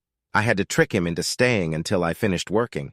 I told him I was sad and my brothers would beat him up if he left. "And he stayed?" I asked, holding back a laugh. "Yeah, he said I was so pretty it was worth getting in trouble just to look at me," she replied. "Oh, wow," I said. "What happened next?" "We talked for a bit and then we were together," she said. "We did it right there on the soft grass." I was shocked when I heard that. "Wait, you were together on the first day you met?" I asked, trying to process it. "Of course I did," she laughed. "I told you we both knew from the start. That's what I like, a woman who knows what she wants," a voice said from behind us. I turned and saw Sam standing there looking excited. His eyes were wide as he watched her. He came closer and I suddenly felt strange. I felt like I needed to protect Sam. I knew he thought he was smooth, but she probably hadn't met anyone as tricky as him. "Mona, I think the kid is falling asleep," he said. "2 little girls are already asleep on the sofa." "Okay," I replied. "Sam, let me put Joey in bed. Then I'll help you carry the girls to your SUV." "I can help her," Sam said. I was surprised he offered to help. "We'll do it my way," I insisted. "All right," he smirked. "We never got introduced." I heard him say to her as I walked away. I needed to hurry so I could get back quickly. I tried to be fast, but I wasn't quick enough. Before I could get Joey into bed, I heard Sam yelling. I rushed back into the living room and saw him screaming and rolling on the floor. At the same time, she was sitting calmly in her chair sipping our wine. She didn't even smile. "She cut me," Sam shouted. "That girl cut me. I want her out of here now." "I warned him," she said calmly. "He was leaning all over me. He was looking at places he shouldn't have, and I told him I wasn't that kind of girl. Then he put his hand on my shoulder, so I warned him again. I was just being friendly." "You jerk," Sam shouted. "You were being too friendly," Sam said. He slid his hand down from my shoulder and tried to touch me, so he got what he deserved. "What did you do?" I asked. "I just gave him a little cut to make him back off," she smiled. "Maybe next time he'll keep his hands to himself." Suddenly, Sam's hand moved fast, and I heard a click. She had a long, sharp knife in her small hand. "I just gave him a warning cut," she said. "It wasn't near any important spots, and I didn't touch anything I wouldn't want to. It wasn't even a deep cut. He's just a big baby." I couldn't help but laugh. I picked up Kimmy from the couch while Sam grabbed Angela. We carried the girls to her big, shiny SUV. I was amazed at how large it was. We put the girls in their car seats and saw a third seat for Joey. It was way too big for her 2-year-old. Joey didn't have a seat in my car, so I just tightened one of the seat belts for him when he grew out of the baby seat. "Sorry about your husband," she said. "We're not married," I laughed. "Like you said, he got what he deserved." "We were having fun, too," she spat. "Next time we'll do it at my place, but I don't have a balcony." I was still laughing when I got back to my apartment. Sam had taken off his pants and was holding a cloth over his leg to stop the bleeding. "She cut me," he kept saying. "Why did she cut me?" He looked at me as if I should have the answer. "She told you she wasn't that kind of girl."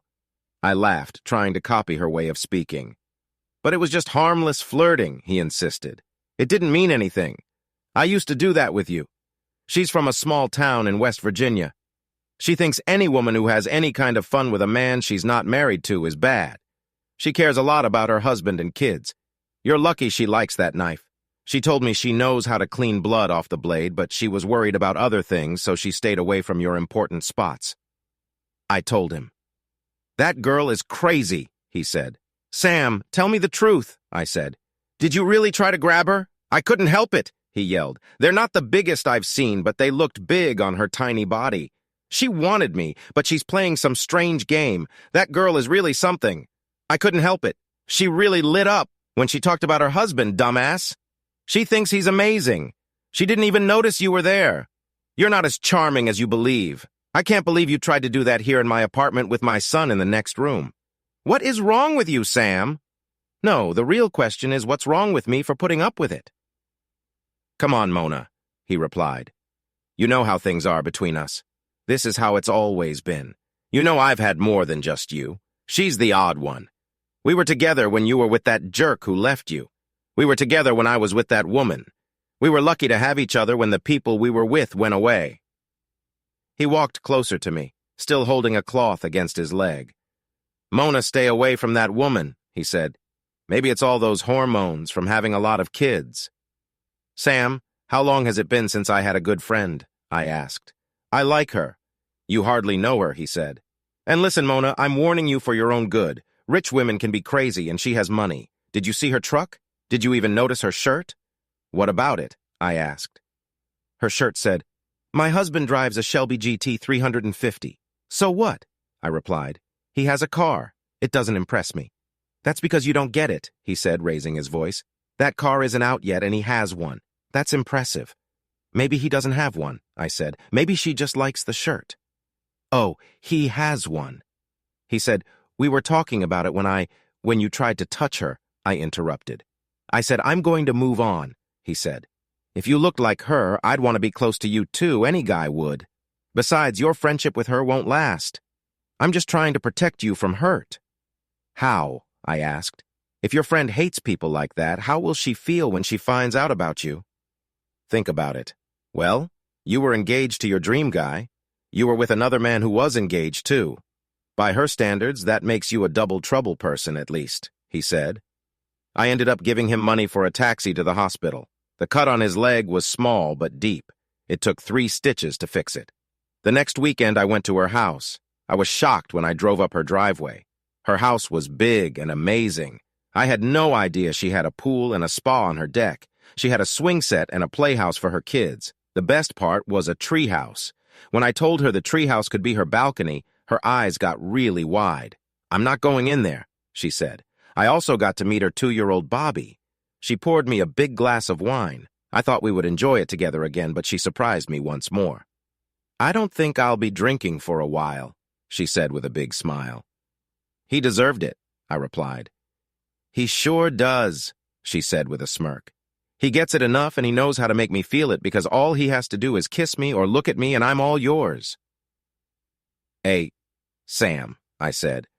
I was talking about the fight you had with the jerk I live with.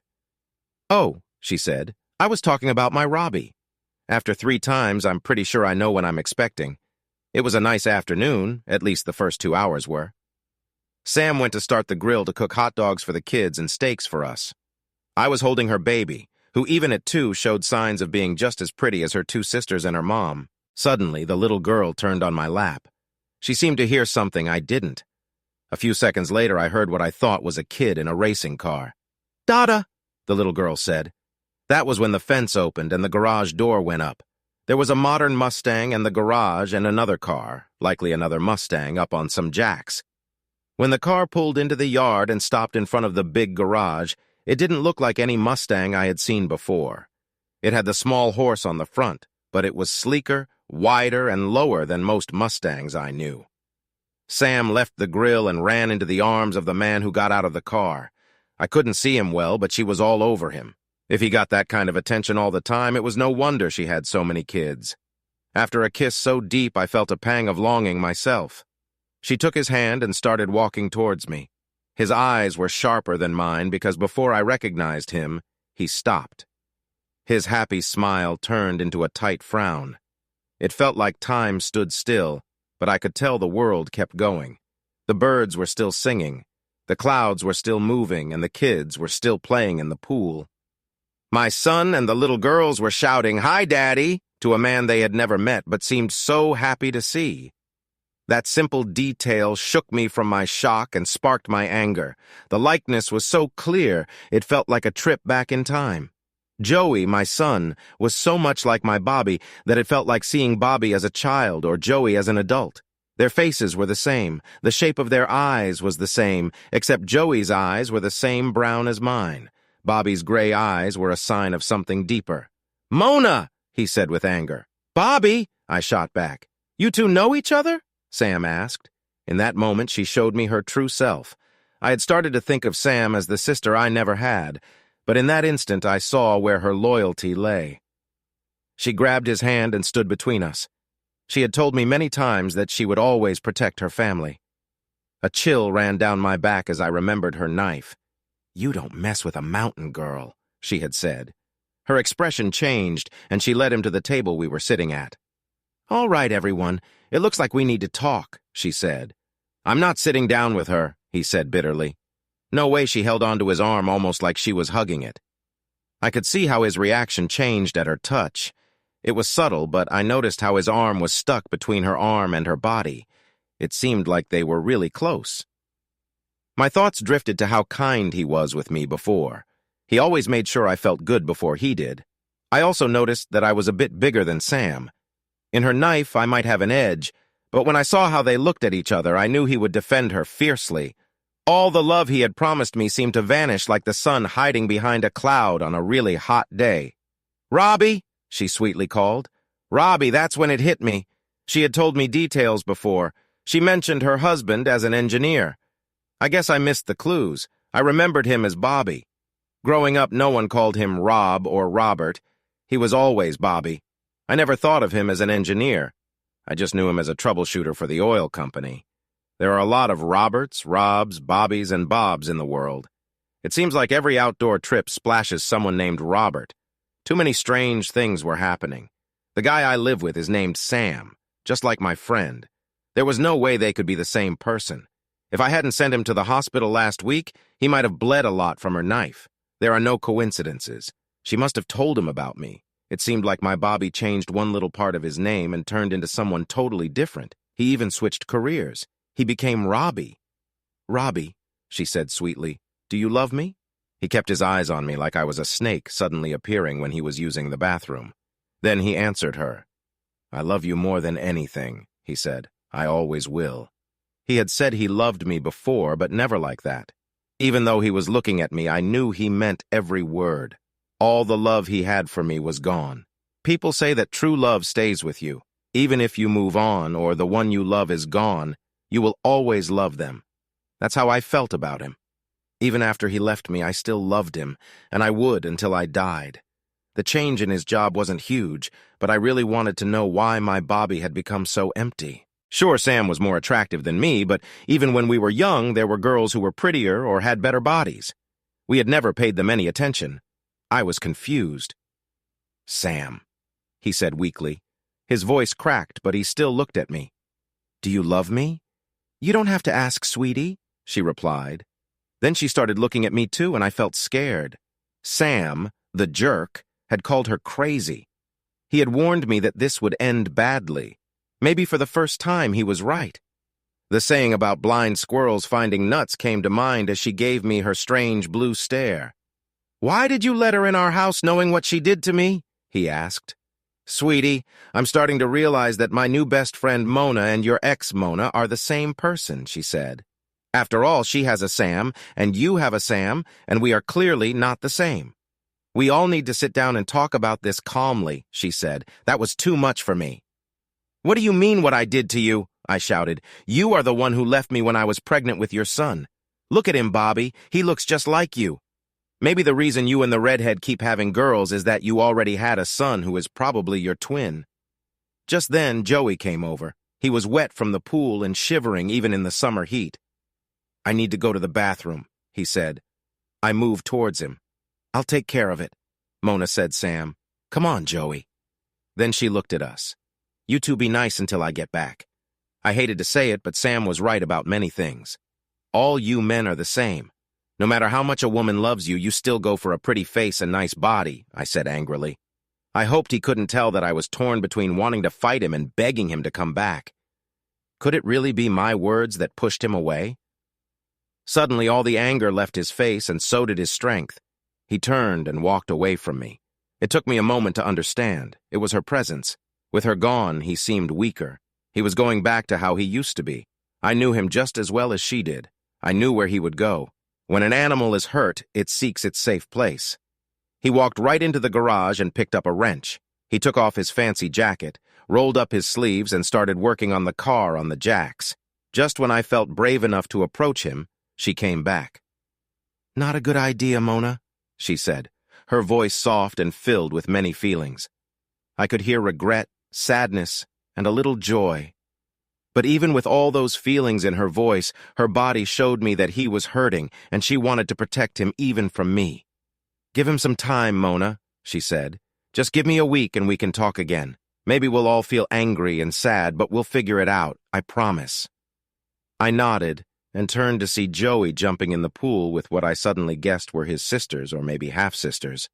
"Mona, I meant what I said about you being my new best friend," she added. "I felt it too," I replied.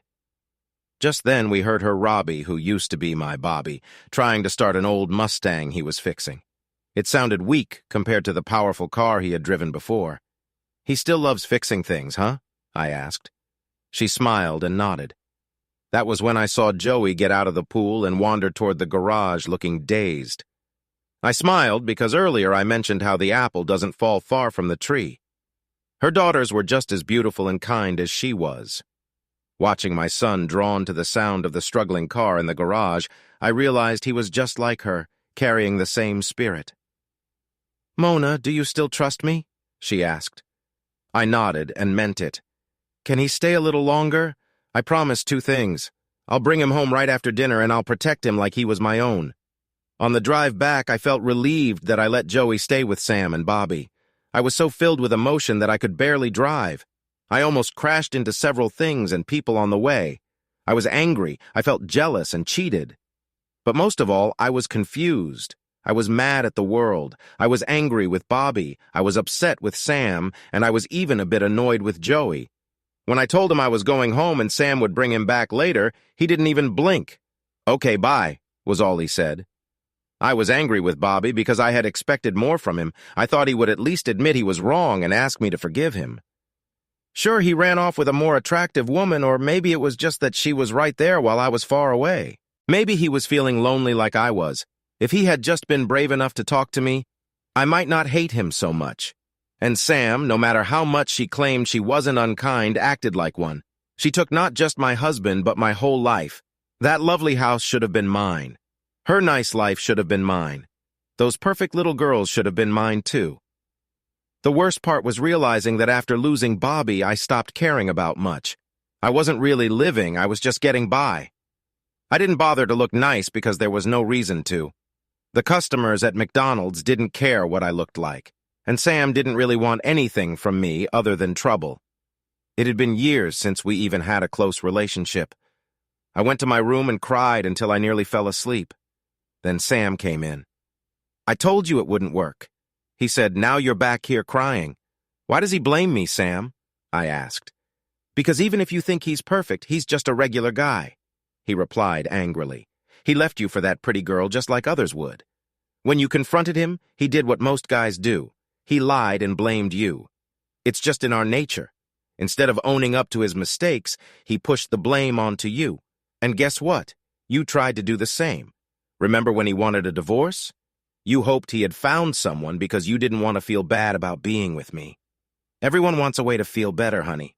I almost started to believe him until he added, "So maybe be easier on me about my mistakes, Mona. None of us is perfect." Sam kept her word and brought Joey home right after dinner. He was excited and only wanted to know when he could go back. I didn't know what to say. He also wanted me to buy him books about cars and machines. I knew this was just the beginning. He was turning into his father. Soon he would be fixing things, and some girl would follow him everywhere. A few days later, Sam called and asked me to come over that Sunday. Joey and the girls could play, and Holly would be there to watch them while we talked. She even wanted me to bring Sam, but he said no. She arrived an hour later and walked straight into his room. I tried to tell her he was asleep, but she didn't want to hear it. I just watched as she pulled out her knife. She gently tapped him on the head until he opened his eyes.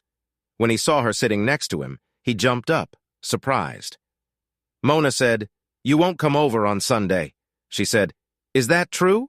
"Yes, you silly girl," he shouted. She moved closer and slid a knife along his sleeve and up onto his face. "I'd like it if you were there," she said. She dragged the knife up the side of his face, pretending to shave him with it. Then, with a smile like a cat with a caught mouse, she snipped off a piece of his hair. "Okay, I'll be there," he replied. I think Sam was scared of her. On Saturday, I spent money I didn't have and got my hair done. I borrowed some makeup from the girls at the restaurant and tried to look nice. I didn't dare wear jeans. Next to Sam, I would look really big. Instead, I wore a long, tight skirt that showed off my wide hips. Sam was all legs and curves, while her heart-shaped backside got lost a bit. I wanted to work on my look so I could at least try to win my man back. "Oh, man," said Sam as we arrived at Sam and Bobby's house. "They live here. Wow, no wonder you wanted to marry him." "I wanted to marry him before all of this," I replied. We rang the doorbell and Holly let us in. We hugged Joey and told him the girls were in the back and Robbie was in the garage. Holly wore a swimsuit with a cover-up and I noticed Sam staring at her legs. For a bigger girl, Holly had nice legs. Sam saw me looking and shrugged. "What did you expect?" he asked. "I expect you to stay out of trouble," I said. "That girl is only 17, you know." As we stepped out to the pool area, Joey spotted Sam and ran over. "Auntie Sam," he called, hugging her. I felt a twinge of concern. In just 2 weeks, Sam and her daughters had changed my shy son into a happy, confident little boy. He waved to the girls and went over to talk to them, saying he'd be back soon but wanted to see the car first.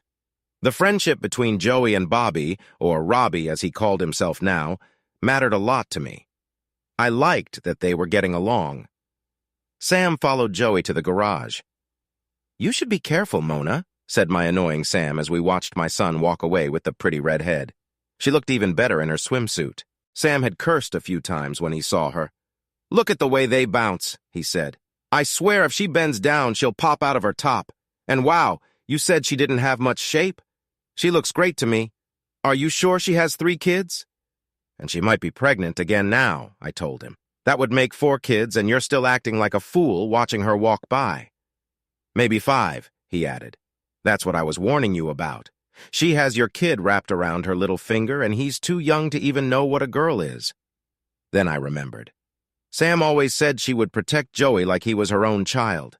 The thought made me feel sick. With their money and the fact that Robbie was his real father, they might get custody. Maybe Sam wanted my son and my husband too. I went into the garage after them with asshole Sam following close behind. "Whoa!" he suddenly exclaimed. "I thought he might make a scene." I was sure that one of Sam's buttons had popped open. Then I saw what he was looking at. "It's an R," he said excitedly. "Mona, it's a true R." "I know that, silly," I replied. "He calls himself Robbie now." "It starts with an R." "No, Mona," he said in a voice filled with awe.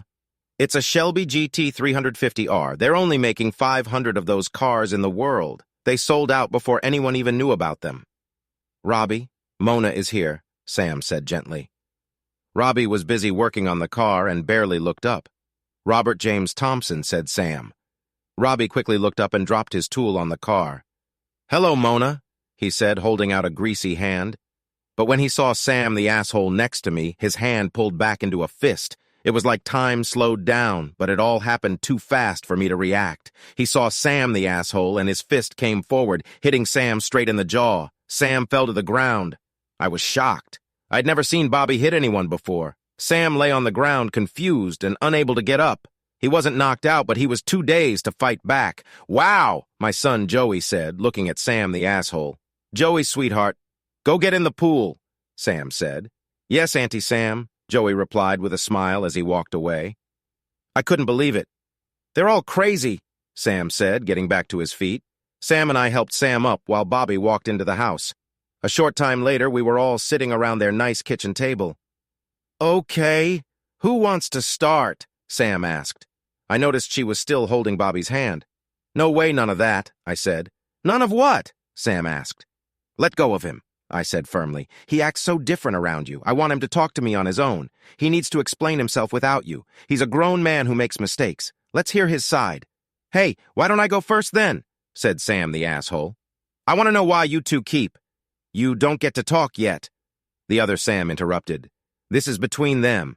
I get my chance to talk because I know something important that neither of them knows.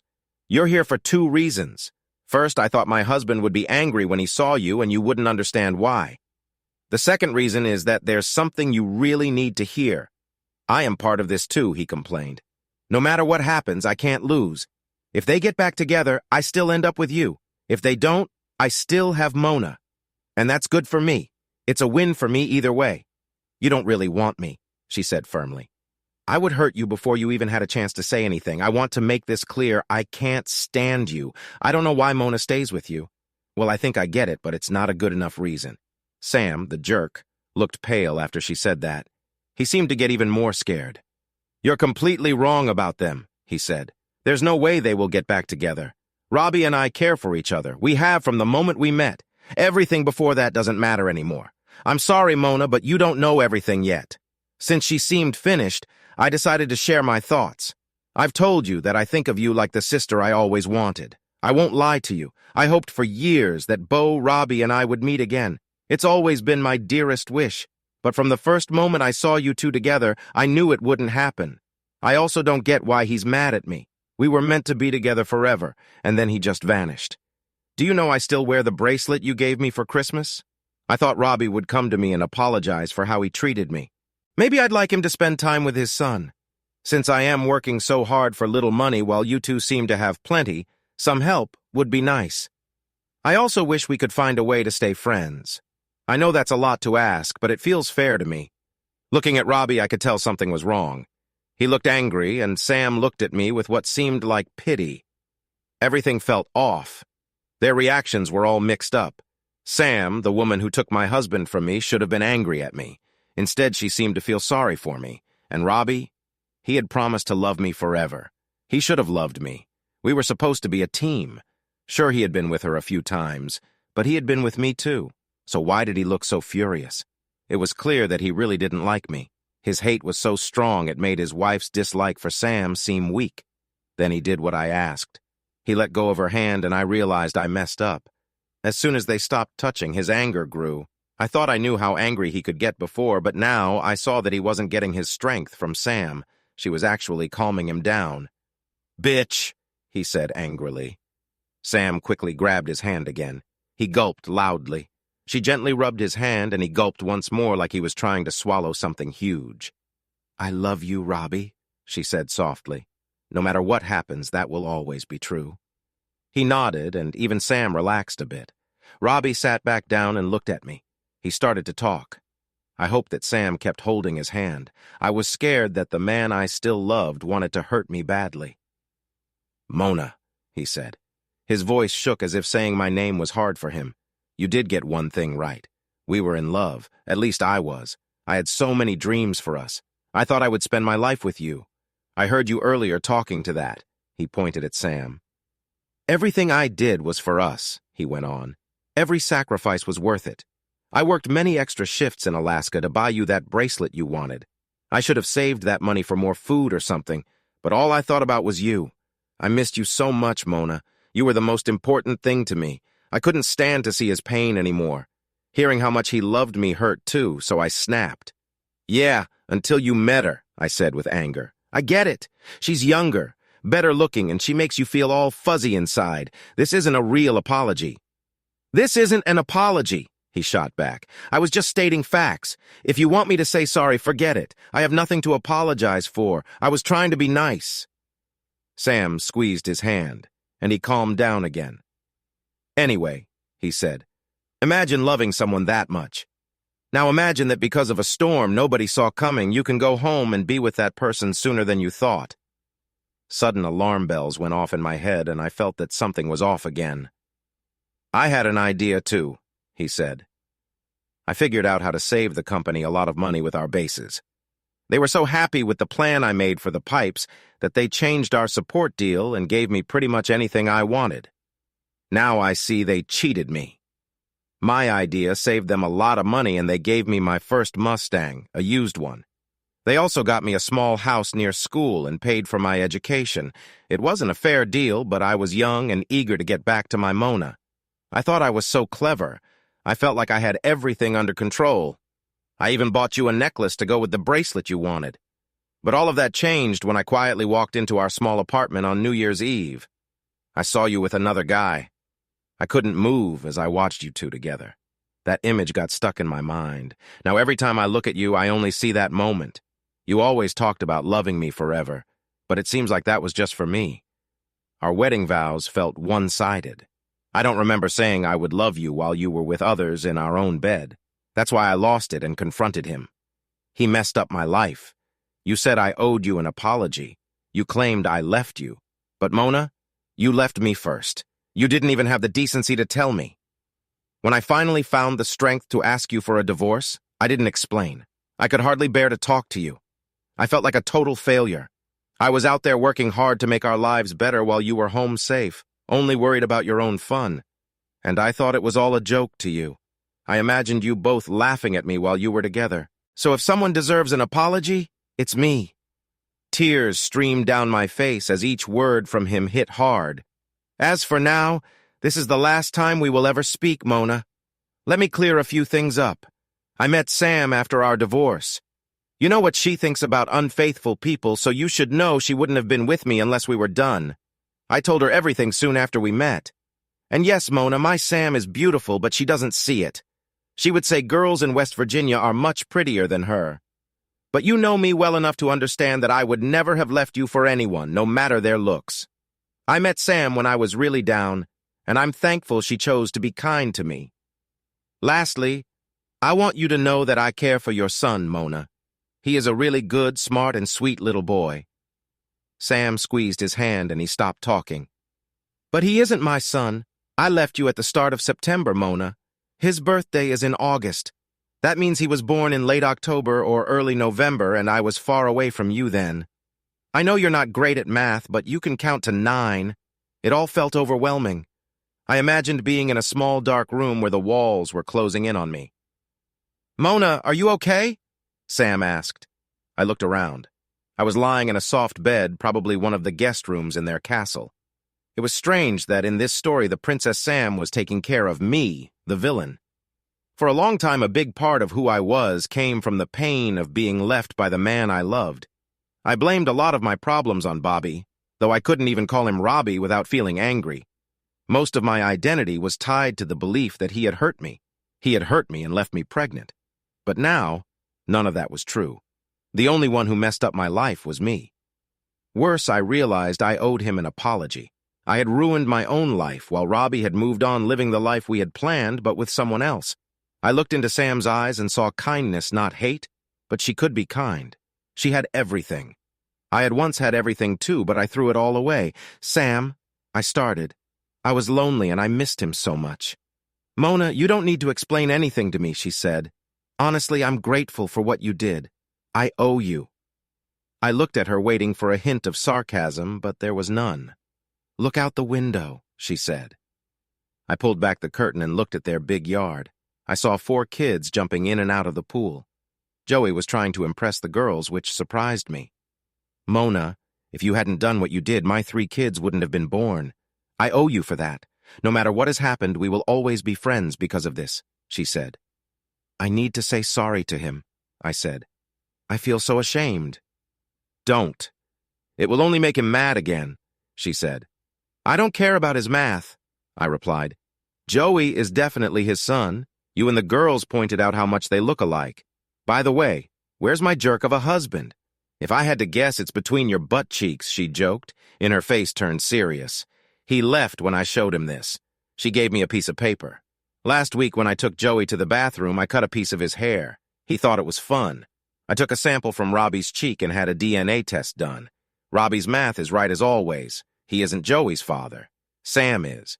How do you know Sam is? I asked. Once I learned that Rob wasn't who I thought he was, I came over to your house. That was why I cut off some of that guy's hair. I didn't really care if he came back or not. I just needed a reason to be near him. If I hadn't taken the hair, I might have hurt him again to get more of his blood. She left me for a few minutes. While I looked out the window, I spotted her. She went into the yard and hugged all her daughters. She hugged Joey, too. Then she took his picture with her phone. She took pictures of the girls and even one of Bobby. I was amazed at how easily she moved in and out of the group. A few minutes later, she returned to the room with me. She pulled me into another room and put the picture she had just taken on a computer. She made the pictures of Joey and Bobby bigger until they filled the screen. Then she put them next to each other. I could tell she had an idea. She pulled up a picture of her youngest daughter, Bobby, and placed it next to her dad's picture. "Look at Bobby's eyes and then look at Robbie's," she said. "Now look at their noses. They are the same. Check out their lips. Do you see?" She was right. All the girls had some of Bobby's traits, but they had hers, too. When she pulled up the picture of Joey, she did the same thing. She pointed out each feature and showed me the differences. It was strange. If you looked at them from far away, they seemed similar, but up close you could see the story. "But why did they look so much alike?" I asked, tearfully. "You," she replied. "When we first talked about our lives, I noticed you talked a lot about your ex. I didn't realize at the time that your ex was my husband, but I could see you hadn't really moved on. So you did this to Joey. Instead of sports or video games, you filled his room with books. He had no choice but to love them. You added some model cars, Mustangs, because Robbie loves Mustangs. That gave them something in common. The big twist is that you have his haircut just like Robbie's, which makes them look similar. With the size difference, most people don't see the small changes, so they seem alike. Up, down, you want him to look like Robbie. You feel worse about what you did because while you were with your husband, you allowed another guy to get you pregnant. The real issue isn't between us. We're all adults. We know what happened and how it affected us. Honestly, I think Robbie is the one who got hurt the most. But even he will tell you that as bad as it was for him then, he came out of it much better in the end. The real issue I see is that you've been trying so hard to make Joey just like Robbie that you've overlooked how great Joey truly is. He loves reading just like Robbie, but he's not good with tools and has no interest in them. Instead, he's got a real talent for working with animals. He could become a wonderful biologist or zoologist. Maybe he'll even work with people and be a doctor one day. Give him a little time and space to find what he likes, Mona. He deserves that, and you both will be happier. "There are too many things stopping me from being happy already," I said to her. "I don't want to make it worse." I started to realize that I always knew Joey wasn't Bobby's son. I think even Sam knew it deep down. But I wanted Joey to be Bobby's so much that I let myself believe in a story that wasn't true. Sam never wanted to take responsibility. He wanted everyone to know he was not the father, so he wouldn't owe us anything. That's why Joey was always my kid, or just the kid. The moment Sam showed he had proof that, as Maury would say, he was the father, he vanished like a bad dream. Later, I tried to say sorry to Robbie. Looking back now, I didn't do it very well. "Robbie, I'm sorry for what happened to us," I said, "but you have to understand that I felt alone and lonely. I didn't want to be apart for so long. You have to admit it was partly your fault too and get your stupid self away from me." He spat. "Bobby, I was just trying to apologize," I complained. "No," he yelled. "You were making excuses and trying to share the blame. That's not a real apology." "What do you mean?" I asked. "First, an apology has two parts," he explained. "It's saying you did something wrong and asking for forgiveness. You said you were sorry for what happened between us. That's nonsense. It doesn't admit that you messed things up. It sounds like we were both wrong. You cheated, Mona. I didn't. I was just foolish enough to love and marry a cheater, then you told me your life was hard. Well, I was lonely too. I could have gone out and made bad choices, but I didn't. I missed you just as much, Mona.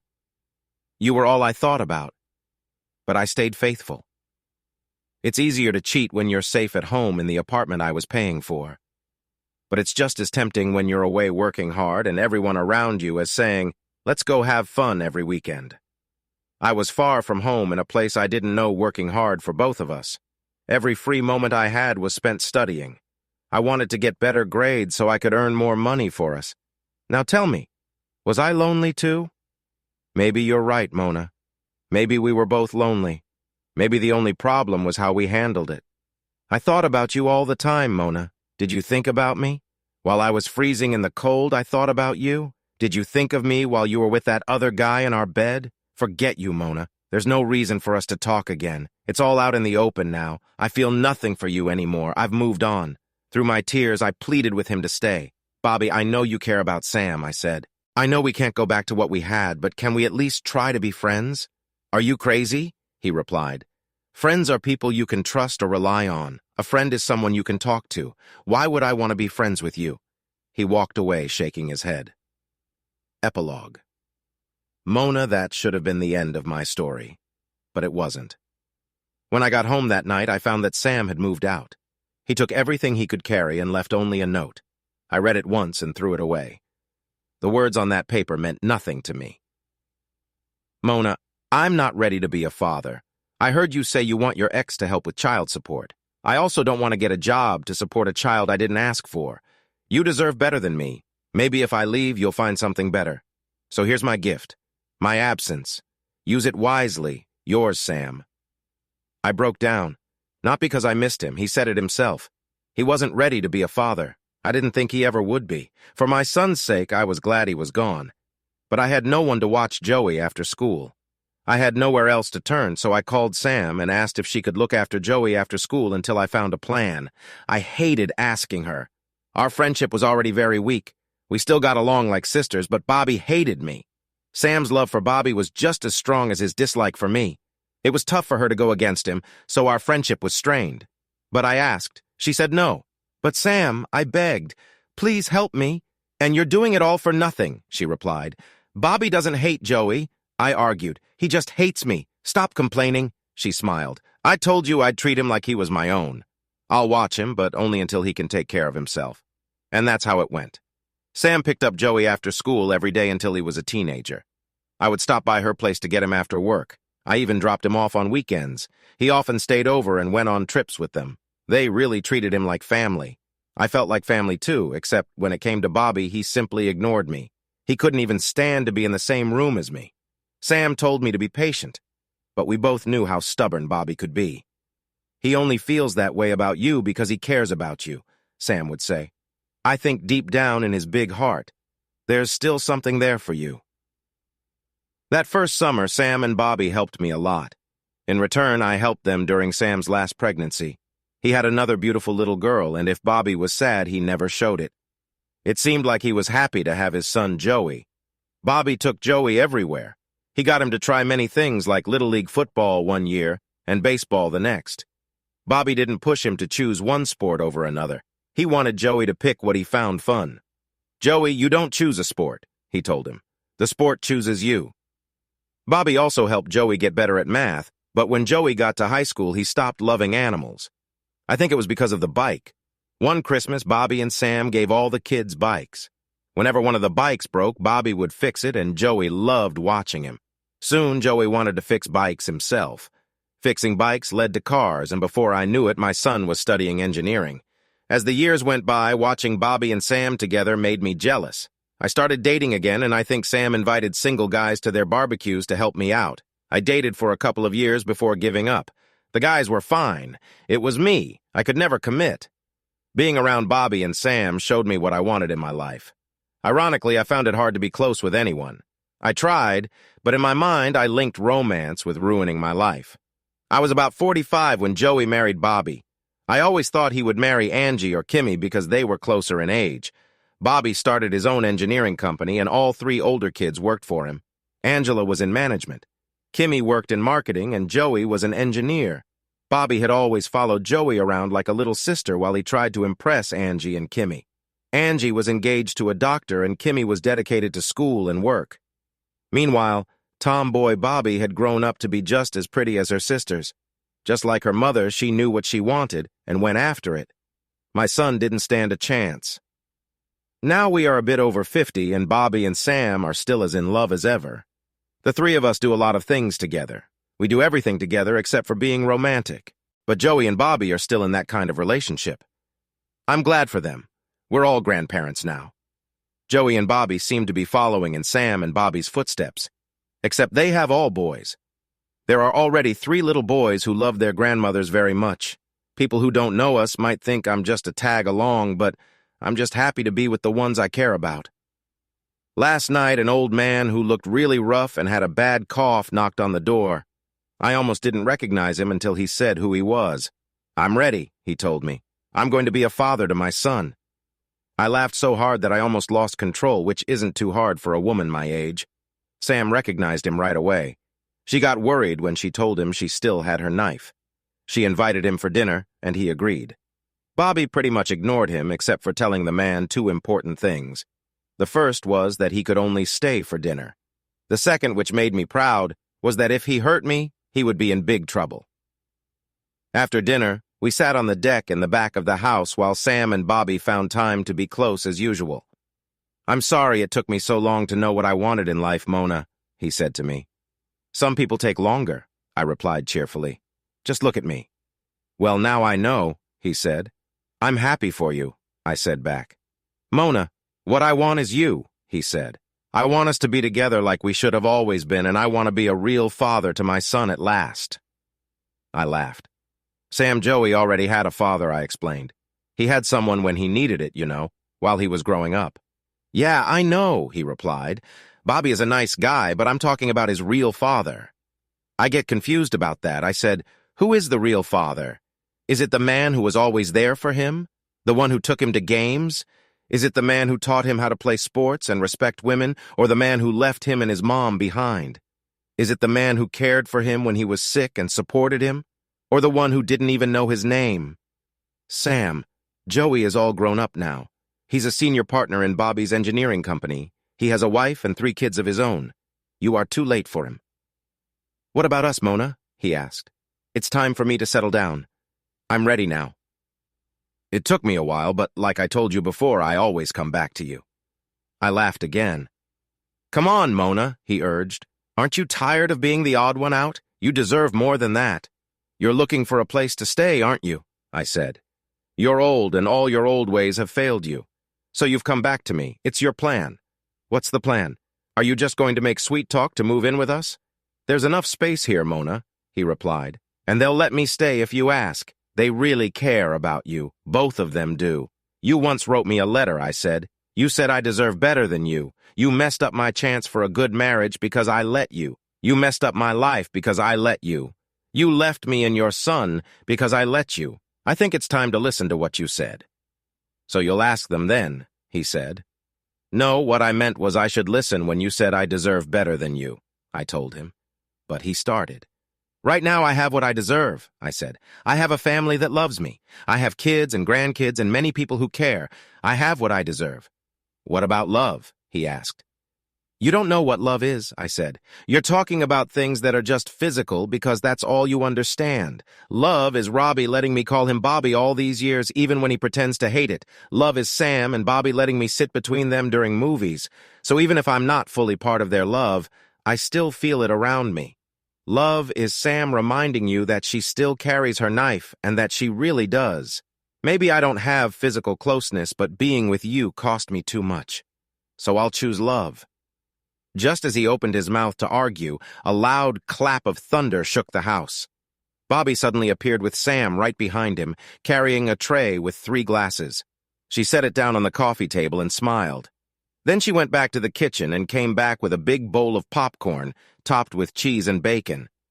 "It's movie night," she beamed. "Robbie's in the middle." Robbie grabbed a worn jacket from the closet that Sam had worn when he showed up. "Good to see you again, Sam," he said. "You can't send me out now." Sam smiled. "It's freezing and pouring outside." A sharp click sounded as Sam and the jerk took the jacket from Bobby and headed out the door. "I thought he'd never leave," Sam said as we all watched him through the window. "Are you really going to sit in the middle?" I asked Bobby. "Between 2 women who love you more than anything?" "I just wanted to see how it feels," he said. I was stunned. It was the first time he spoke to me directly in years. He had always given me gifts for Christmas or my birthday. He even took care of me when I was sick, but this was different. It felt like a gift. "So you finally forgave me?" I asked. "Long ago," he replied. The 3 of us cuddled under a big blanket and watched a movie together. We weren't all equal. I love Bobby. I love Sam. Bobby loves me. Of course, he loves Sam too. It felt good. It felt right. I don't deserve this much.